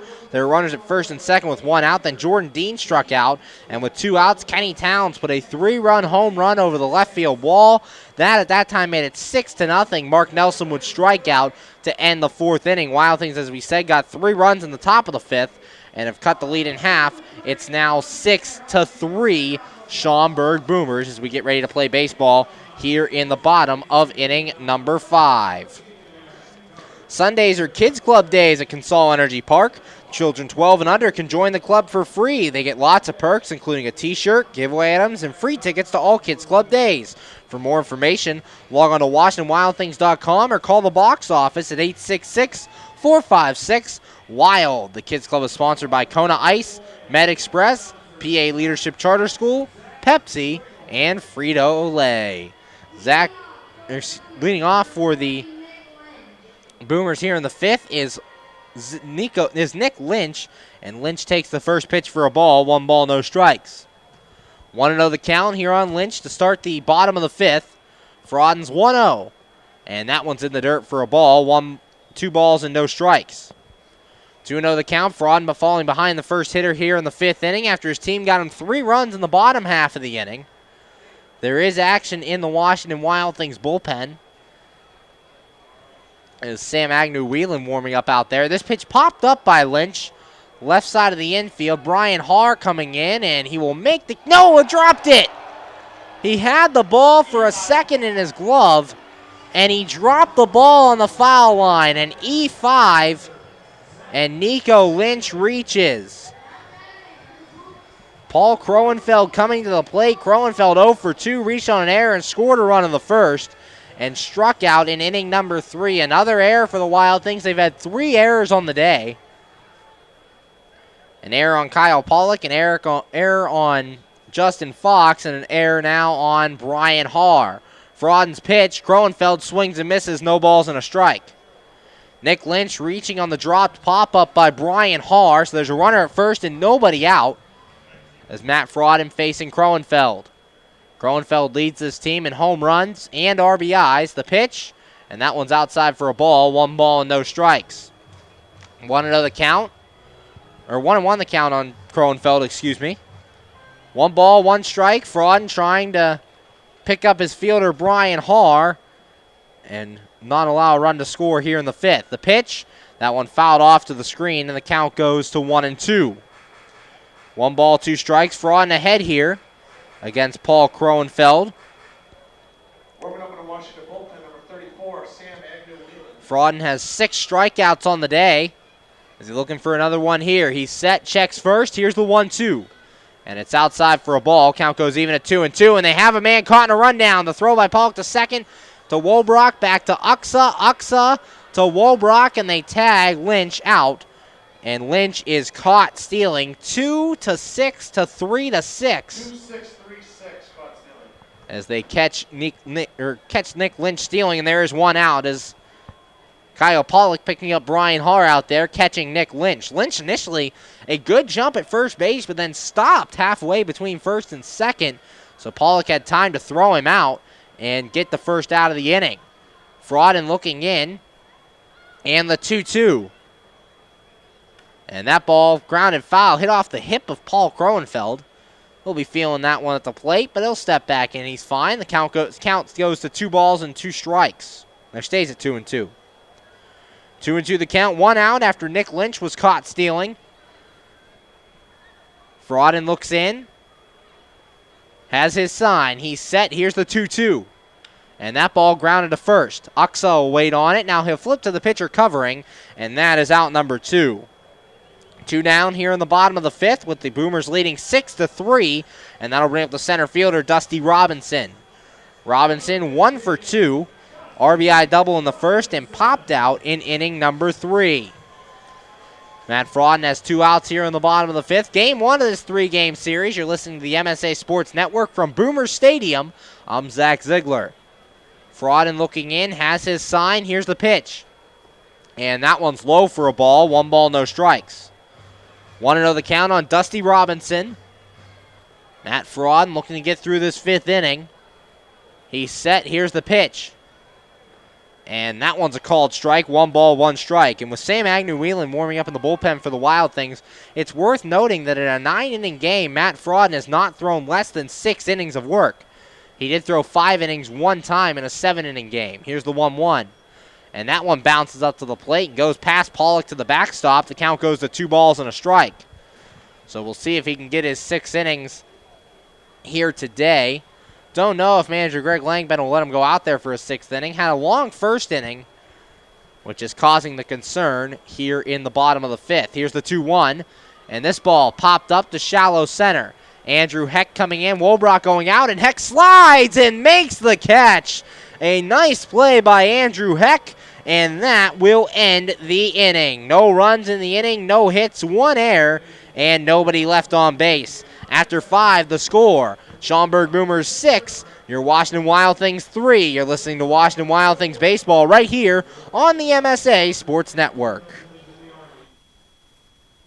You just never know how your day is going to go. The same holds true at Penn Station East Coast Subs.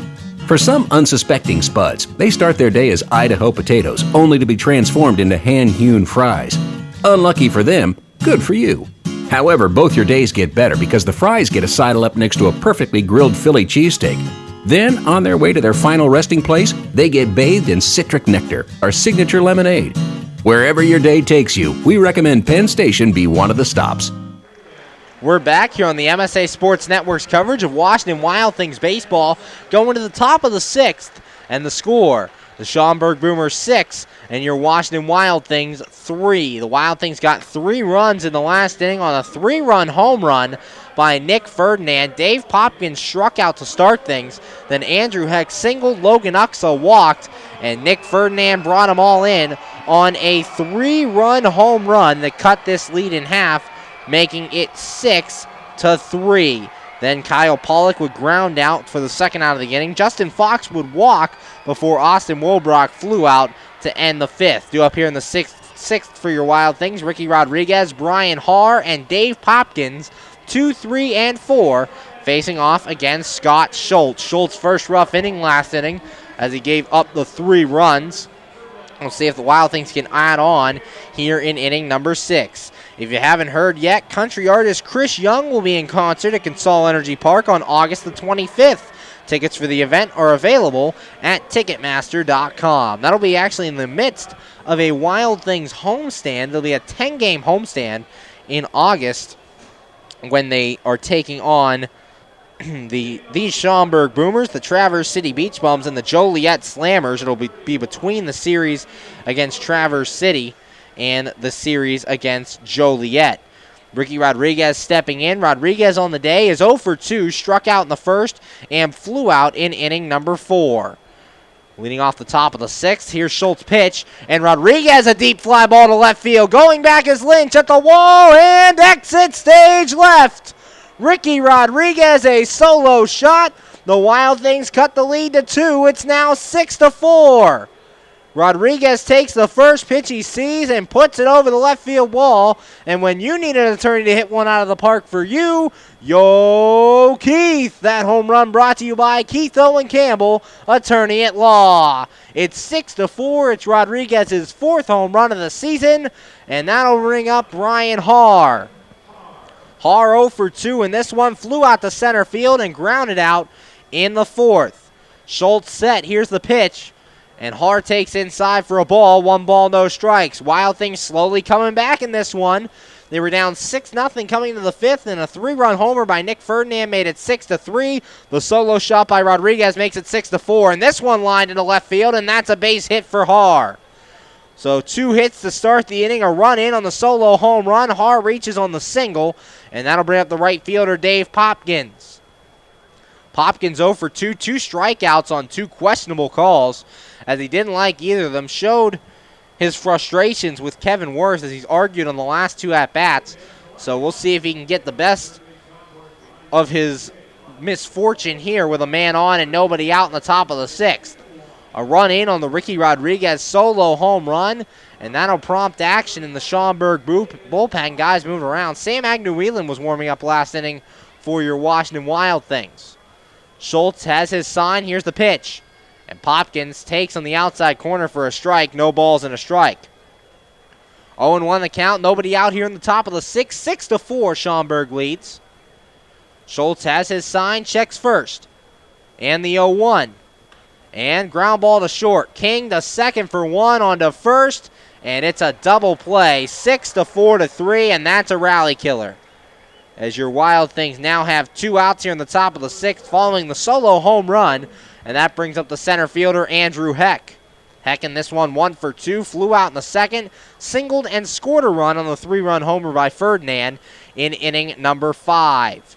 Facing Scott Schultz with 2 outs here in the top of the 6th now. A run in on the solo home run by Ricky Rodriguez, and the score is now Schaumburg 6, your Wild Things 4. Here's the pitch, and that one's in there for a strike. No balls and a strike. 0-1 the count on Andrew Heck getting the start today, as Jamal Austin sitting this one out. Here's the 0-1, and that one's a called strike at the knees. No balls, 2 strikes. Derek DeYoung up and warming in the Schaumburg bullpen, as Scott Schultz throwing in his 6th inning here. He's given up 4 runs on the night now. Schultz set. Here's the 0-2, and Heck takes outside. Count goes to 1 ball and 2 strikes. Ricky Rodriguez, a solo home run to start this inning, has cut the lead to 2. And the Wild Things, again, as we were talking about, slowly chopping back at this lead. Schaumburg led 6-0 at one point, now leads 6-4. The 1-2, and that's fouled back to the screen. Count will remain 1 ball and 2 strikes. 1-2 the count. Andrew Heck got on base prior to that Nick Ferdinand home run last inning. Looking to get on base again here with 2 outs. Scott Schultz looking in. A 1-2 count on Andrew Heck. Schultz has his sign. Here's the 1-2. And Heck, a chopper foul towards the Wild Things dugout. Count remains 1 ball and 2 strikes. 1-2, 2 men out here in the top of the 6th. Sam Agnew-Whelan still warming up out there. Most likely going to come into this game in the bottom of this 6th inning. Schultz looking in, has his sign, the 1-2. And this one grounded foul towards the Wild Things dugout. This will be retrieved by the bat boy, and the count remains 1 ball and 2 strikes. Andrew Heck putting up quite a fight here with 2 outs against Scott Schultz.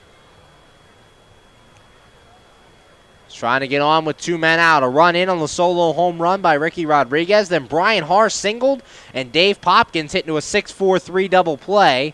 As time's called behind the plate as Schultz was going into his windup. Heck thought he was taking too long. Schultz looks in, has his sign. Here's the 1-2. And that one grounded towards second base. It'll be handled by Dean. Throw on to first is in time for out number 3. But the Wild Things add another run on the solo home run by Ricky Rodriguez. 2 hits, no errors, and nobody left on. After 5.5 the score, Schaumburg Boomers 6, your Washington Wild Things 4. You're listening to Washington Wild Things baseball right here on the MSA Sports Network. When looking to replace your athletic field, choose ProGrass, First in Turf. ProGrass is installed over 500 fields in the U.S. Getting the best artificial turf for your field depends upon both the product and the partner you choose. That's why architects, athletic directors, and players choose the ProGrass Performance System. ProGrass maintains an active presence in the field turf industry as members of the Sports Turf Management Association and the American Sports Builder Association, and is proud to be recognized as a FIFA preferred manufacturer. Call ProGrass today at 866-270-6003 or visit them on the web at www.progressturf.com. ProGrass, First in Turf. Come out to Consol Energy Park throughout the entire 2016 season to support Brian Haar, Jimmy Yezzo, Austin Wolbrock, and the rest of your Washington Wild Things. The Wild Things return home on June the 29th to start a 3-game series with the Gateway Grizzlies. It all starts Wednesday, June 29th with a doubleheader starting at 6:05. It's also a bucket hat day. For $15, you can get a reserve seat ticket and a bucket hat. Game 2 of that 3-game series starting approximately a half hour after the conclusion of Game 1. Then the series continues on Thursday, June 30th for Thirsty Thursday. 7:05 first pitch. All beer and soda, just $1. Come out to Consol Energy Park throughout the entire 2016 season to support your Washington Wild Things. For tickets, go to www.washingtonwildthings.com or call the box office at 866-456-WILD. Washington Wild Things baseball, let's get wild.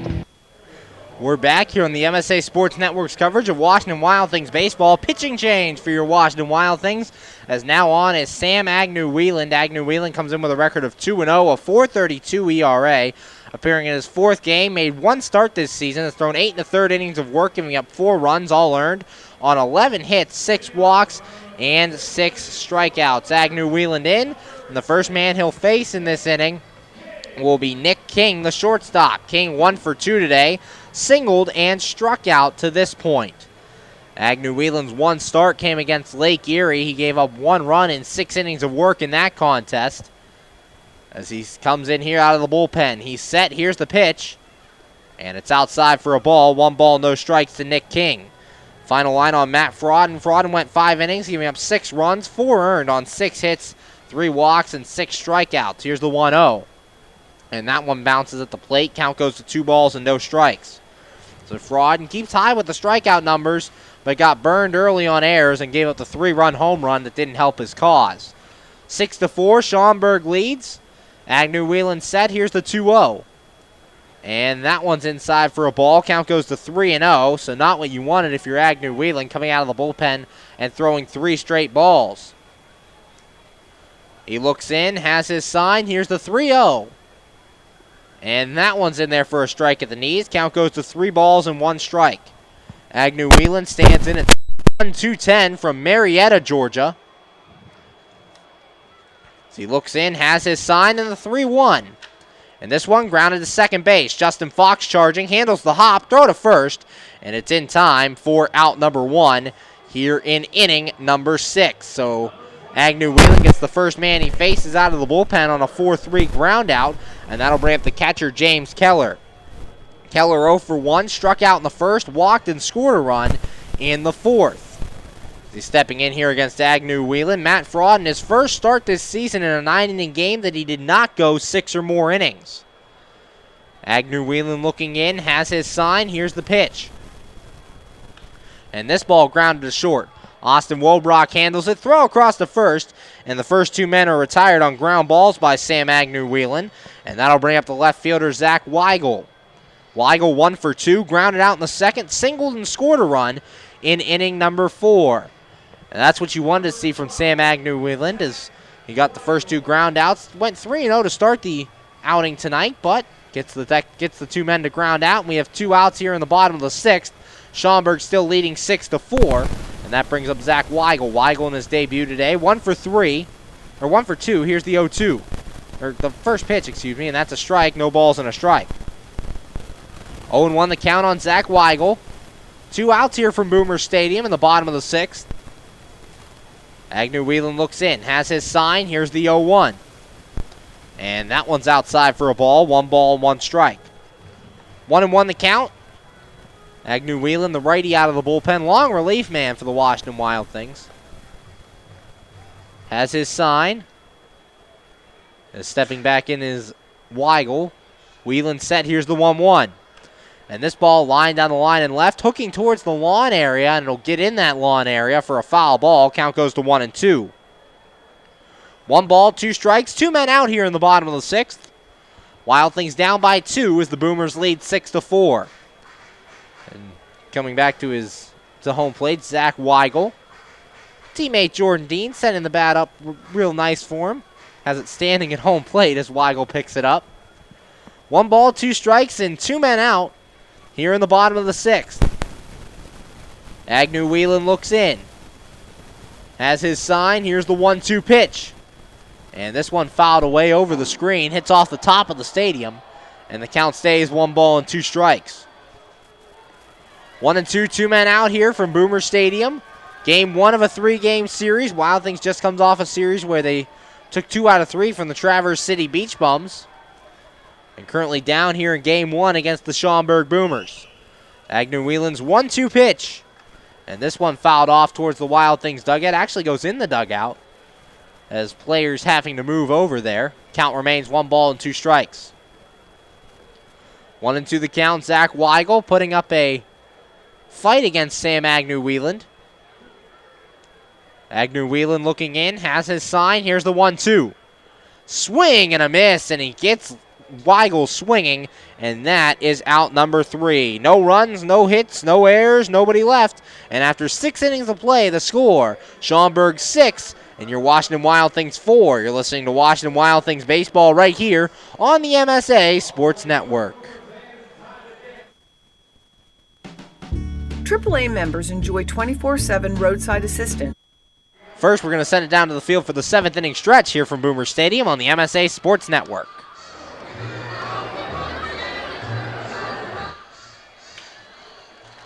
Exclusive member-only discounts, expert travel assistance, free identity theft protection, and much more. With that AAA card in your wallet or purse, you have the peace of mind, safety, and security that only AAA membership can provide. Already a member? Don't forget to renew. Not a member? Join AAA today at any nearby office or online at AAA.com. AAA, we're always with you. We're back here on the MSA Sports Network's coverage of Washington Wild Things baseball, going to the top of the 7th. And the score, Schaumburg 6 and your Washington Wild Things 4. Last inning, the Wild Things would add another run as Ricky Rodriguez hit a solo home run. It was his 4th home run of the season. And Brian Haar singled. Dave Popkins hit into a 6-4-3 double play. And Andrew Heck would ground out to end the inning. Due up in this inning for the Washington Wild Things, Logan Uxa, Nick Ferdinand, and Kyle Pollock, 6, 7, and 8, facing off against Scott Schultz. Schultz coming out there for a 7th inning of work. So far, has given up 4 runs on 5 hits. And have 2 of those, or all the runs have come in via a home run, a 3-run homer by Nick Ferdinand, and a solo shot by Ricky Rodriguez. Logan Uxa stepping in. Uxa 0 for 1. Popped out in the 2nd and walked and scored a run on the Ferdinand home run in inning number 5. 6-4 Schaumburg leads here in the top of inning number 7 as Derek DeYoung warming up in the Boomers bullpen. Schultz looks in, has his sign. Here's the pitch. Uxa takes in the dirt for a ball. 1 ball, no strikes. 1-0 the count, and Scott Schultz, after giving it the single to Andrew Heck in the 5th, was really wild. Had a 4-pitch walk to Logan Uxa before the home run by Nick Ferdinand. Here's the 1-0. And Uxa fouls this one away. Actually chips his bat, so he has to go get a new one. And the count goes to 1 ball and 1 strike. A little piece flew to the right side of home plate. Now going to the dugout to get a new bat. Austin Wobrock will hand it to him as he'll step back in with a new bat. 1 ball, 1 strike, and now Mike Marshall, the first base coach and the hitting coach for the Wild Things, retrieving that piece of bat that flew to the right side of home plate, putting it in his back pocket. As Uxa has his new bat, the piece of bat is picked up, and we're ready for baseball again. 1 ball, 1 strike, nobody out here in the top of the 7th. Schaumburg leads 6-4. Schultz looking in, has his sign, the 1-1. And Uxa takes this one for a strike at the knees. 1 ball and 2 strikes. 1-2 the count. Schultz looking to go 7 innings. Last time out, he was not able to accomplish that as he only went 4. Uxa grounds this one softly to the right side. Picked up by first baseman Kroenfeld. Takes it to the bag himself. And that's out number 1. 3 unassisted here in the top of the 7th. With 1 away, that'll bring up the left fielder Nick Ferdinand. Ferdinand 2 for 2. A single and a 3-run home run that got the Wild Things back into this one. That at that time made the score 6-3. Score is now 6-4. Schaumburg leads. Schultz looking in. Ferdinand would love to get another home run. Here's the pitch. And that one's in there for a strike. No balls and a strike. It was Ferdinand's first Washington Wild Things home run in his 11th game with the Wild Things. Here's the 0-1. And Ferdinand, a ground ball to short. King has it. Throw across to first. And it's in time to get Ferdinand, and that's out number 2. First 2 men retired here in the 7th by Scott Schultz. And that'll bring up the catcher Kyle Pollock. Pollock 0 for 2, hit into a 6-4-3 double play in the 3rd, and grounded out in inning number 5, now coming up here in the 7th. Pollock in his 3rd game off the disabled list. Caught 2 of the 3 games against Traverse City, catching back-to-back nights here as he caught last night and caught in catching tonight. Here's the pitch, and Pollock takes for a strike, no balls and a strike. 0-1 the count here on Kyle Pollock. Came into this game hitting 167. Here's the 0-1. And Pollock, a chopper to the left side. Charging is the 3rd baseman. Throwing to first. The throw pulls Kroenfeld off the bag, but he tags Pollock going by. And it's in time for out number 3. 1-2-3 go the Wild Things here in the 7th. And after 6.5 the score. Schaumburg 6, your Washington Wild Things 4. Now we're going to take it down to the field for Take Me Out to the Ball Game. All right, we're up here in the suite level. You guys ready to sing? All right, and a 1, and a 2, and a 3.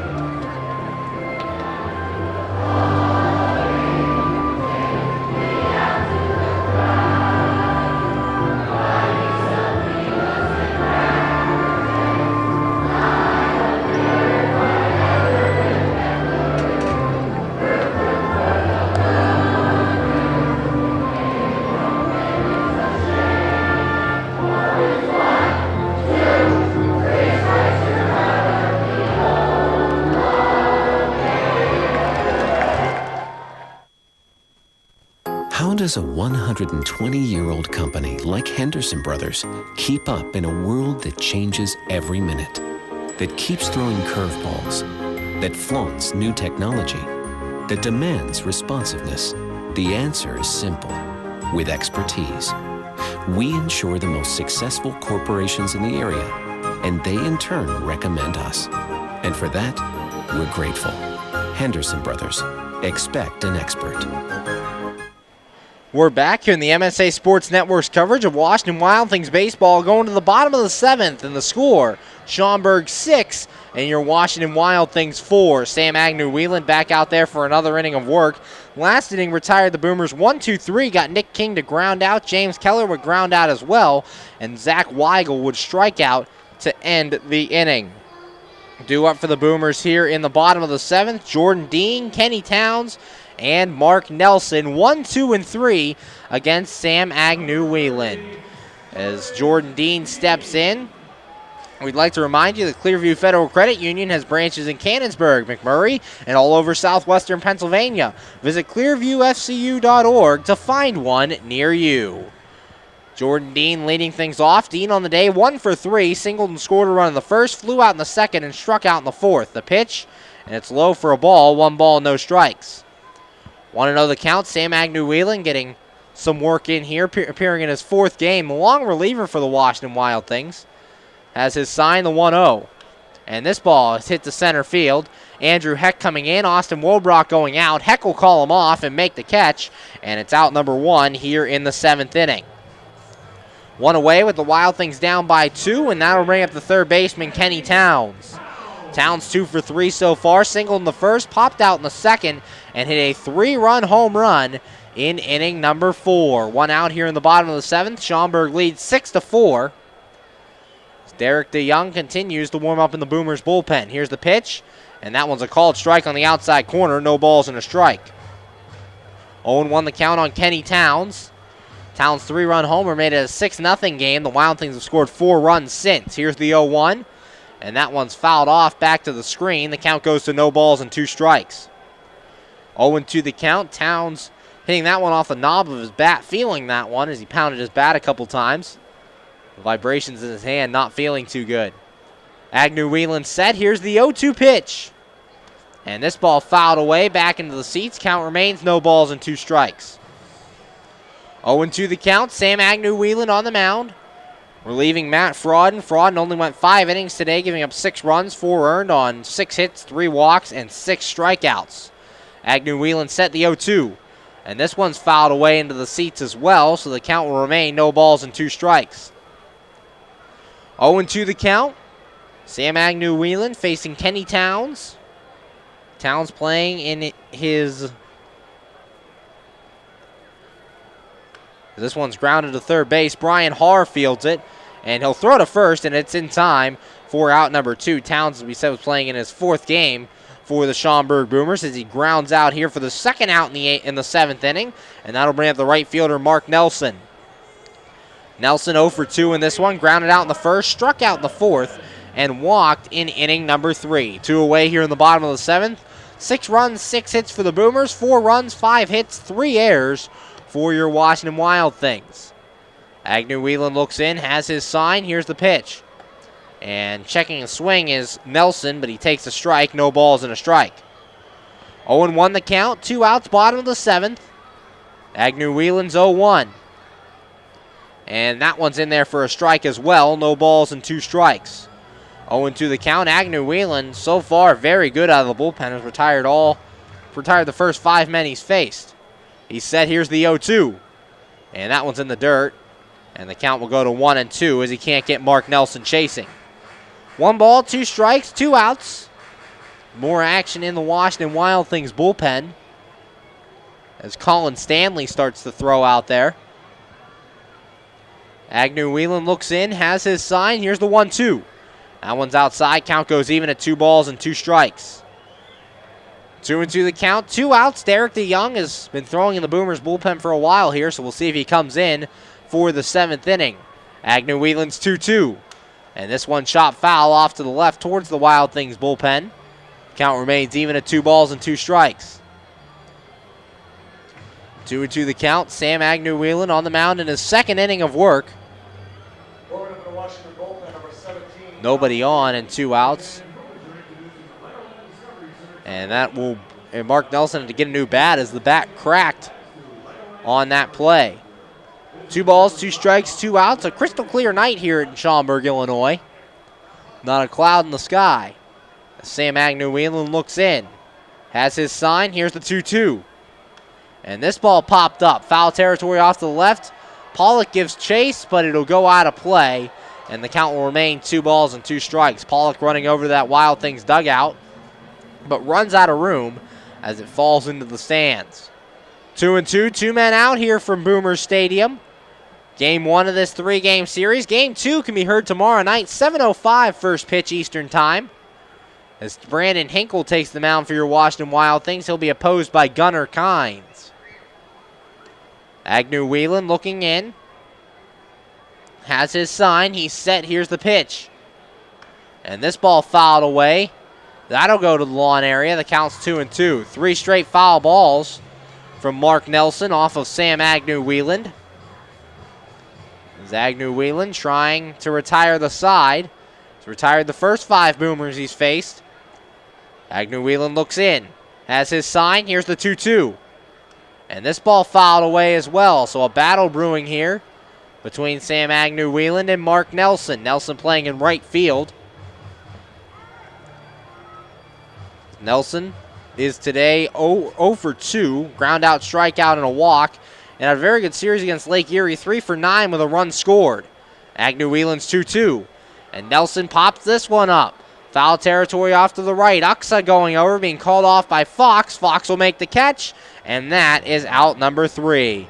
1, 2, 3 go the Boomers here in the 7th, and after 7 innings of play, the score, Schaumburg Boomers 6, your Washington Wild Things 4. You're listening to Washington Wild Things baseball right here on the MSA Sports Network. Hi, this is Hines Ward. If you're a high school sports fan, the place to go all year round is the MSA Sports Network. Log on every day to www.msasports.net for the schedules, the scores, the standings, the rankings, and of course, all of the broadcasts includes exclusive Whitfield playoffs and championship action. Anytime, anywhere, always there, the MSA Sports Network.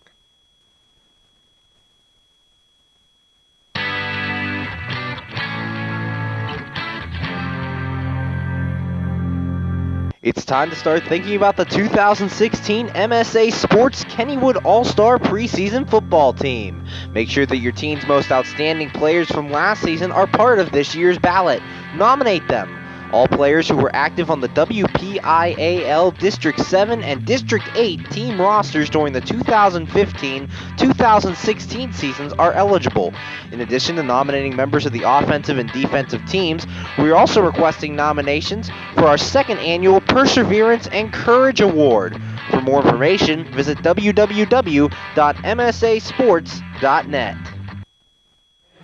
We're back here on the MSA Sports Network's coverage of Washington Wild Things baseball, going to the top of the 8th, and the Schaumburg Boomers lead this one 6-4 on the mound for the Schaumburg Boomers. In this one, Derek DeYoung. DeYoung, no record, a 2.65 ERA, appearing in game number 14 on the season. Has thrown 20 1/3 innings of work, giving up 7 runs, 6 earned on 17 hits, 20 strikeouts, and 12 walks on the season for DeYoung. The final line for the starter, Scott Schultz. Schultz went 7 innings, giving up 4 runs, all earned on 5 hits, 1 walk, and 4 strikeouts. Last inning, the Wild Things would go 1-2-3 as Logan Uxa grounded out, Nick Ferdinand grounded out, and Kyle Pollock grounded out. To do up this inning in the 8th for the Wild Things, Justin Fox, Austin Wolbrock, and Ricky Rodriguez, 9-1-2, facing off against Derek DeYoung. DeYoung has his sign, the pitch to Fox. And Fox takes it for a strike, no balls and a strike. Fox today 0 for 1, popped out in the 3rd and walked in inning number 5. DeYoung's 0-1, and this one is hit fouled off to the right, and the count will go into the seats. Count will go to 0-2. No balls, 2 strikes. Top of the 8th here from Boomer Stadium. Game 1 of this 3-game series as Schaumburg leads this one 6-4. Here's the pitch from DeYoung. And Fox fouls this one away, so the count will remain no balls and 2 strikes. 0-2 the count on the Wild Things second baseman, Justin Fox, making his first start since the Sunday game against the Lake Erie Crushers. So a spot start here for Fox, the 0-2. And that one's high for a ball as Fox lays off at 1 ball and 2 strikes. 1-2 the count on the Wild Things second baseman. DeYoung's 1-2. Swing and a miss, and Fox strikes out. And that's the first out here in inning number 8. That'll bring up the leadoff man, Austin Wolbrock. Wolbrock 0 for 3 in this one. Struck out in the 1st, flew out in the 4th, and flew out in inning number 5. Facing Derek DeYoung here, the reliever. DeYoung, a 2.65 ERA, has 20 strikeouts in 20 1/3 innings pitched, so just about a strikeout per inning for DeYoung. Very good in that department. Got a strikeout here to begin this inning. As the first pitch to Wolbrock's outside for a ball. 1 ball, no strikes. 1-0 the count here on Austin Wolbrock, the 1-0. And Wolbrock fouls this one back into the seats, and the count goes to 1 ball and 1 strike. 1-1 the count. Austin Wolbrock's been hitting in the number 9 spot for the Wild Things lately, but currently in the number 1 spot today as Jamal Austin got the night off. The 1-1. And that one's a called strike on the outside corner. 1 ball and 2 strikes. Austin left yesterday's game. After stepping on first base awkwardly, he grabbed the back of his leg and was gingerly walking off the field. Here's the 1-2. And Wolbrock pops this one up. Foul territory off to the left. Going over is Nelson, and he'll make the catch at the wall for out number 2. Nelson running all the way over there to that the wall and foul territory, and making the catch in front of the first row of seats.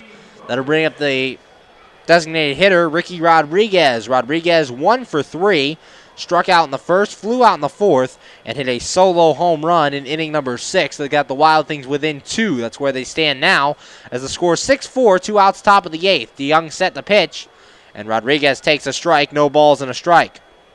0-1 the count. The home run was Rodriguez's 4th of the year as it went over the left field wall. DeYoung's 0-1 pitch, and Rodriguez takes low. Count goes to 1 ball, 1 strike. 1-1, 2 outs here in the top of the 8th. You're listening to Washington Wild Things baseball here on the MSA Sports Network. DeYoung's 1-1, and that one's high for a ball. Count goes to 2 balls and a strike. 2-1 the count. Ricky Rodriguez, the designated hitter today, was at third base in last night's ball game. DeYoung's 2-1, and Rodriguez a swing and a miss. The count goes to 2 balls and 2 strikes. 2-2, 2 men out. Deuces Wild as Rodriguez trying to get something started with 2 away. DeYoung looking in. Has his sign. Here's the 2-2. And Rodriguez checks his swing and takes it outside. Count goes full. 3 balls and 2 strikes. 3-2 the count. Colin Stanley continues to warm in the Wild Things bullpen. Will more than likely come in to pitch the 8th. DeYoung has his sign. The 3-2. And Rodriguez a grounder to short. Nick King handles it. Throw on to first. And it's in time for out number 3. 1-2-3 go your Wild Things here in the 8th.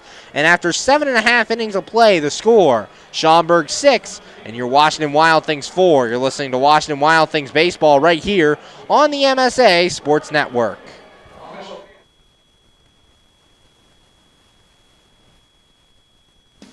PA Leadership Charter School is a proud sponsor of the Washington Wild Things. PALCS is a tuition-free online public school for K-12 students. PALCS can help your child hit a home run in their education through flexibility, student-to-teacher interaction, and socialization opportunities. Go to PALCS.org for more information. Go Wild Things! PA Leadership Charter School. Lead, don't follow.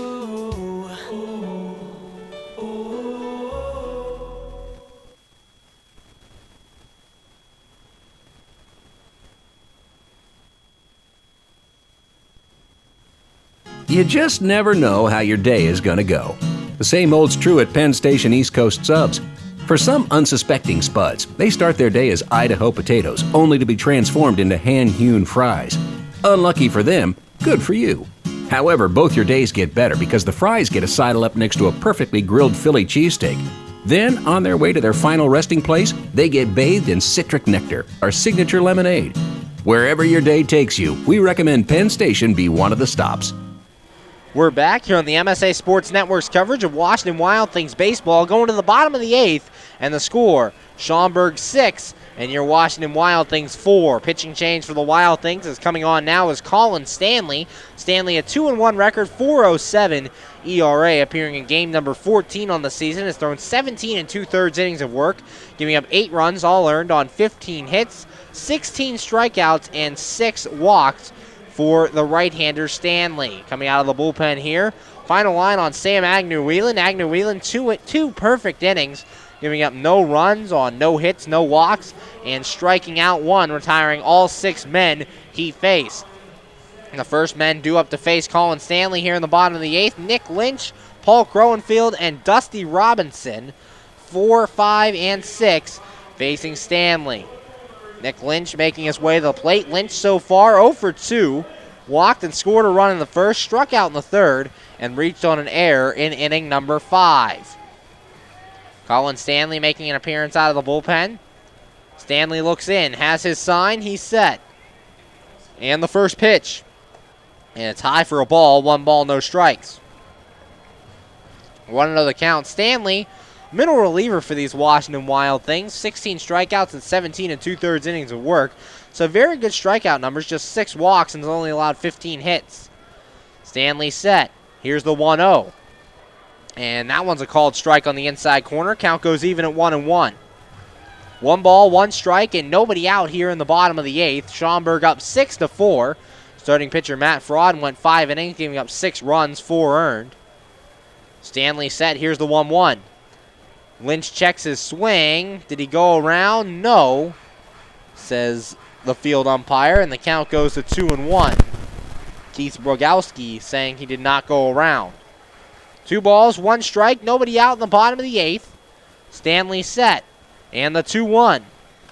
And this one lined right at Justin Fox. Fox will make the play, and that is out number 1 here in the 8th. That'll bring up Paul Kroenfeld, the first baseman. Kroenfeld 0 for 3, reached on an error and scored a run in the first, struck out in the third, and grounded out in inning number 5. Now stepping up here in the 8th, playing first base tonight for the Schaumburg Boomers. Stanley looking in, has his sign, he's set, and the pitch.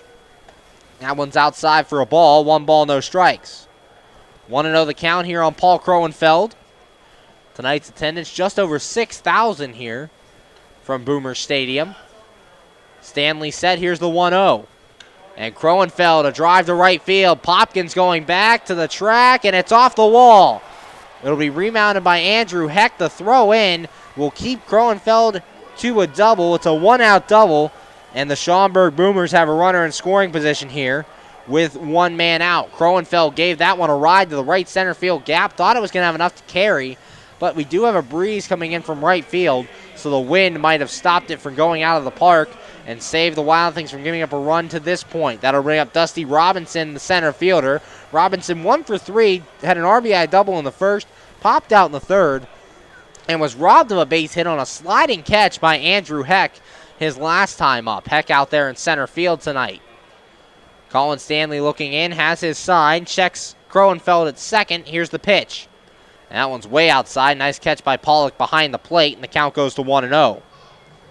1 ball, no strikes, the count here on Dusty Robinson. Colin Stanley looking in. Stanley has his sign. He's set. Checks second, and the 1-0 on the way. Robinson takes this one for a strike at the knees. Count goes to 1 ball and 1 strike. 1-1 the count. 1 man out here in the bottom of the 8th. As the Schaumburg Boomers are trying to add on. Colin Stanley trying to keep this deficit right where it is. Stanley set, checks Kroenfeld at second. And the 1-1. Robinson, a fly ball down the left field line and deep, but it's hooking and it'll go foul. The count goes to 1-2. 1 ball, 2 strikes. Dusty Robinson would have had home run distance if it was fair, but that ball shot deep down the left field line and went foul. 1 ball, 2 strikes. Paul Kroenfeld stands at second after the leadoff double. Stanley looking in. Shakes off the first sign. Now has one he wants. He's set, checks Kroenfeld at second, and the 1-2. And that one's high and inside for a ball. Count goes even at 2-2. Kyle Pollock corrals it quickly as it went off his glove, not allowing Paul Kroenfeld to move up.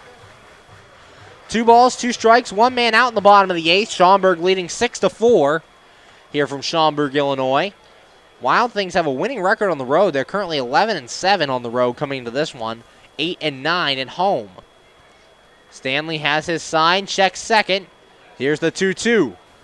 And that's outside. Nice block by Pollock behind the plate. Count goes full, 3 balls and 2 strikes. Nick King, the on-deck batter for the Schaumburg Boomers. Kroenfeld stands at second with 1 man out. Colin Stanley looking in. Stanley has his sign. He's set. Checks Kroenfeld. And the 3-2. That's outside, ball 4. So after giving up the double to Paul Kroenfeld, Stanley walks Dusty Robinson with 1 out. And there are runners at first and second with that 1 out. That'll bring up Nick King, the shortstop. King 1 for 3 in this one. Singled in the first, struck out in the fourth, and grounded out in inning number 6. Game 2 of this 3-game series can be heard tomorrow night. 7:05 first pitch on the Eastern Time Zone. Brandon Hinkle gets the start for your Washington Wild Things. Hinkle will be opposed by Gunnar Kynes. Stanley looking in. Runners at first and second for the Schaumburg Boomers. Stanley set. Checks Kroenfeld at second. Here's the pitch. And that one's inside for a ball. 1 ball, no strikes. 1-0 the count. Stanley, the right-hander on the mound, facing Nick King, the right-handed batter. Stanley looks into Pollock. Has his sign. He's set. Checks Kroenfeld. And the 1-0. And this one's taken for a strike at the knees. Count goes to 1 ball, 1 strike. 1 out here in the bottom of the 8th. Stanley would love a double play ball if he could get it. Came in to relieve Sam Agnew-Whelan. Agnew-Whelan 2 perfect innings out of the bullpen. Stanley has his sign. Checks second. And the 1-1. And this one grounded towards third. Har has it to second for 1. On to first. in time for the double play. 5-4-3, and the inning is over. No runs in the inning on just one hit, no errors, and a man left on. After 8 innings of play, the score, Schaumburg 6, your Washington Wild Things 4. You're listening to Washington Wild Things baseball right here on the MSA Sports Network.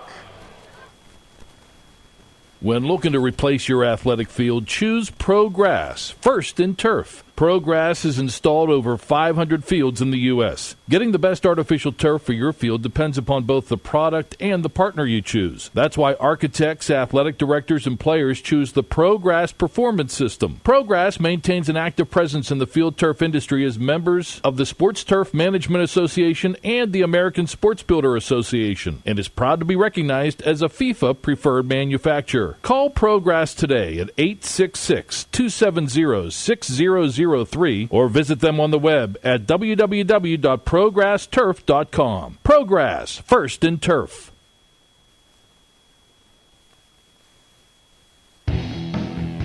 Come out to Consol Energy Park throughout the entire 2016 season to support Brian Harr, Jimmy Yezzo, Austin Wolbrock, and the rest of your Washington Wild Things. The Wild Things return home on June the 29th to start a 3-game series with the Gateway Grizzlies. It all starts Wednesday, June 29th with a doubleheader starting at 6:05. It's also a bucket hat day. For $15, you can get a reserve seat ticket and a bucket hat. Game 2 of that 3-game series starting approximately a half hour after the conclusion of Game 1. Then the series continues on Thursday, June 30th for Thirsty Thursday. 7:05 first pitch. All beer and soda, just $1. Come out to Consol Energy Park throughout the entire 2016 season to support your Washington Wild Things. For tickets, go to www.washingtonwildthings.com or call the box office at 866-456-WILD. Washington Wild Things baseball, let's get wild. We're back here on the MSA Sports Network's coverage of Washington Wild Things baseball, top of the 9th.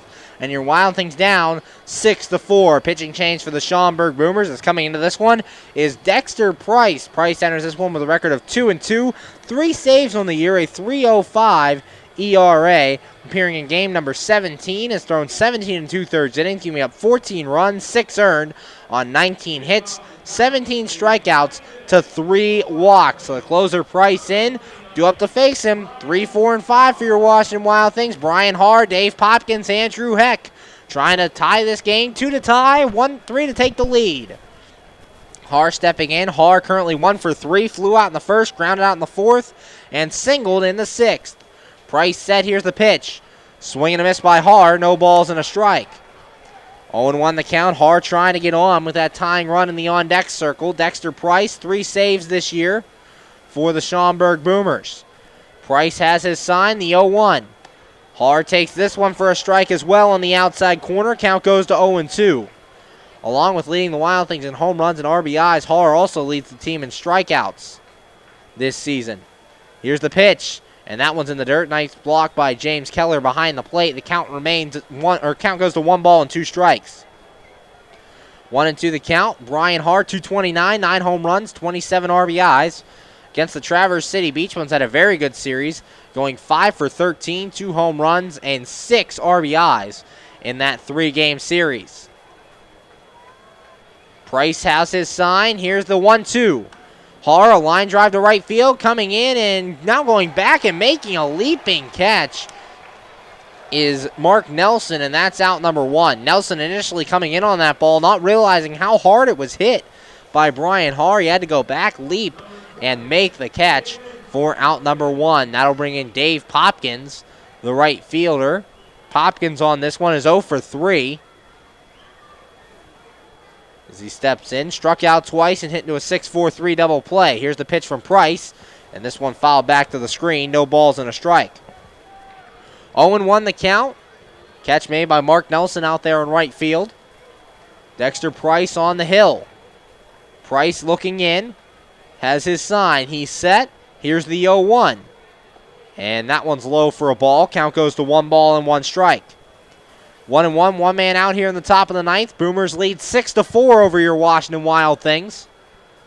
Price set. Here's the 1-1. Swing and a miss by Dave Popkins, and the count goes to 1 ball and 2 strikes. 1-2 the count. Popkins, the right fielder for your Washington Wild Things, has played in all but one game this season, the 1-2. Swing and a miss, and Popkins strikes out, and they say the foul tip is caught by James Keller. So that's in time for a strikeout. 2 away here in the top of the ninth. It's the third strikeout of the night for Dave Popkins, and Andrew Heck comes up as the last chance for your Washington Wild Things, down 6-4 here in the top of the ninth. And actually, there was a fielding change to start this inning. Chris Robinson out there in right field. Price set, here's the pitch, and that one's a called strike on Andrew Heck. No balls and a strike. 0-1 the count of the Wild Things center fielder. Chris Robinson out there in left field. He's the one who made that catch. Price setting the pitch. Heck checks his swing and takes it outside for a ball. 1 ball, no strikes. Or 1 ball, 1 strike, excuse me. 1-1 the count on Andrew Heck. Trying to get something started for the Wild Things. Here's the 1-1. And that one's low for a ball. 2 balls and a strike. Heck gets ahead of Dexter Price here. 2 outs, top of the ninth. Wild Things down 6-4. Trying to get something going with 2 outs. Price has his sign, the 2-1. Heck, fly ball down the right field line and foul, hooking into the lawn area. And the count goes to 2 balls and 2 strikes. 2-2 the count, with 2 men out here in the top of the ninth. Dexter Price trying for his 4th save. Andrew Heck trying to keep the Wild Things in this one. Price has his sign. Here's the 2-2. Swing and a miss. Andrew Heck strikes out, and that's the ball game. Final score, Schaumburg 6 and your Washington Wild Things 4. Keep it right here on the MSA Sports Network. We'll be right back with the Washington Wild Things post-game show. Final score, Schaumburg 6, your Wild Things 4. You're listening to Washington Wild Things baseball right here on the MSA Sports Network. AAA members enjoy 24/7 roadside assistance, exclusive member-only discounts, expert travel assistance, free identity theft protection, and much more. With that AAA card in your wallet or purse, you have the peace of mind, safety, and security that only AAA membership can provide. Already a member? Don't forget to renew. Not a member? Join AAA today at any nearby office or online at AAA.com. AAA, we're always with you. We're back here on the MSA Sports Network's coverage of Washington Wild Things baseball. Final score in this one. Boomers take game 1 of this 3-game series, 6-4. I'm Zach Ziegler. You've been listening to the MSA Sports Network's coverage of Washington Wild Things baseball. Scoring recap here as the Schaumburg Boomers jumped ahead of the Wild Things early. In the first inning, Jordan Dean started things out with a single. Then Kenny Towns would be tagged out trying to go to second for a double. So Jordan Dean was at third with 1 man out. Matt Fraud would get Mark Nelson to ground back to the mound, holding Dean at third base. There were 2 outs and a runner at third.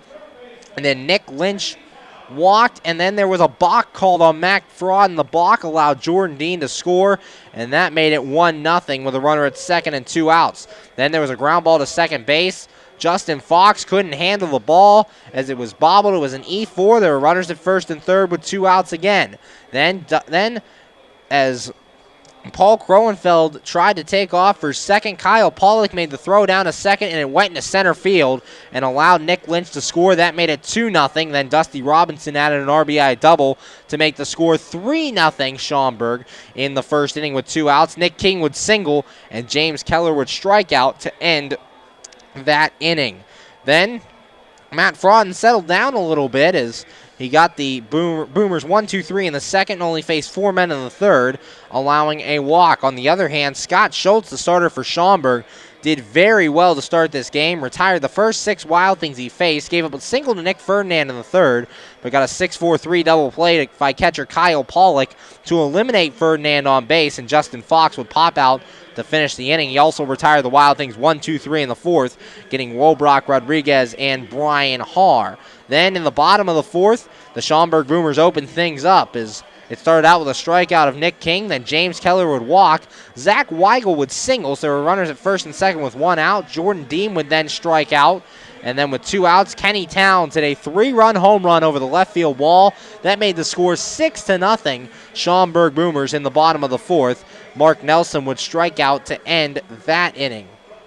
Then the Wild Things responded in the top of the 5th. Dave Popkins struck out for the second time tonight to lead things off. Then Andrew Heck singled and Logan Uxa walked, put runners at first and second with one man out before Nick Ferdinand at his first Wild Things home run, a 3-run shot over the left center field wall that cut the lead to 6-3. Kyle Pollock would ground out, and then Justin Fox would walk, and Austin Wobrock would fly out to end the inning. Wild Things would jump on the board again in the 6th inning as Ricky Rodriguez took the first pitch he saw and hit it over the wall for a solo home run, Rodriguez's 4th home run of the season, and that made the score 6-4. Brian Harr would single, and then Dave Popkins hit into a 6-4-3 double play, and Andrew Heck would ground out to end the inning. The final line on the starter, Matt Frodden. Frodden went 5 innings, giving up 6 runs, 4 earned on 6 hits, 3 walks, and 6 strikeouts. Sam Agnew-Wheeland would come in to replace Matt Frodden,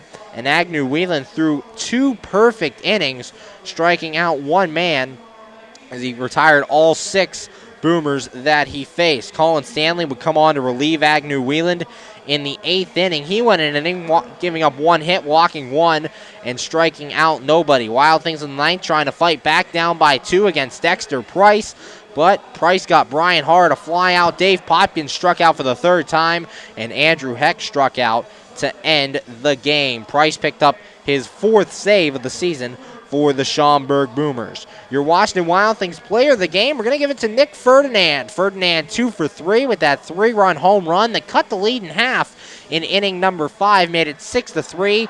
The Wild Things unfortunately could not come back in this one as they would lose by the score of 6-4. But Nick Ferdinand, your Washington Wild Things player of the game. As the win goes to Scott Schultz. Schultz improves on the year to 3-2. The loss going to Matt Frodden. Frodden falls to 2-3. The save goes to Dexter Price, his 4th save of the season. Game 2 of this 3-game series will be played tomorrow night, 7:05 first pitch on the East Coast. Brandon Hinkle taking the mound for your Washington Wild Things, enters the game with a record of 2-2, a 5.57 ERA. He will be opposed by Gunnar Kynes. Kynes enters tomorrow night's game with a record of 1-2 and a 4.50 ERA. But the final score tonight, Schaumburg wins it 6-4. We'd like to thank you for listening to the MSA Sports Network and remind you to tune back in tomorrow night, 7:05, same time, same place, as your Wild Things will play Game 2 of this 3-game series. Final score tonight, the Schaumburg Boomers take Game 1 for your Wild Things. Final score 6-4. Have a good night, everybody.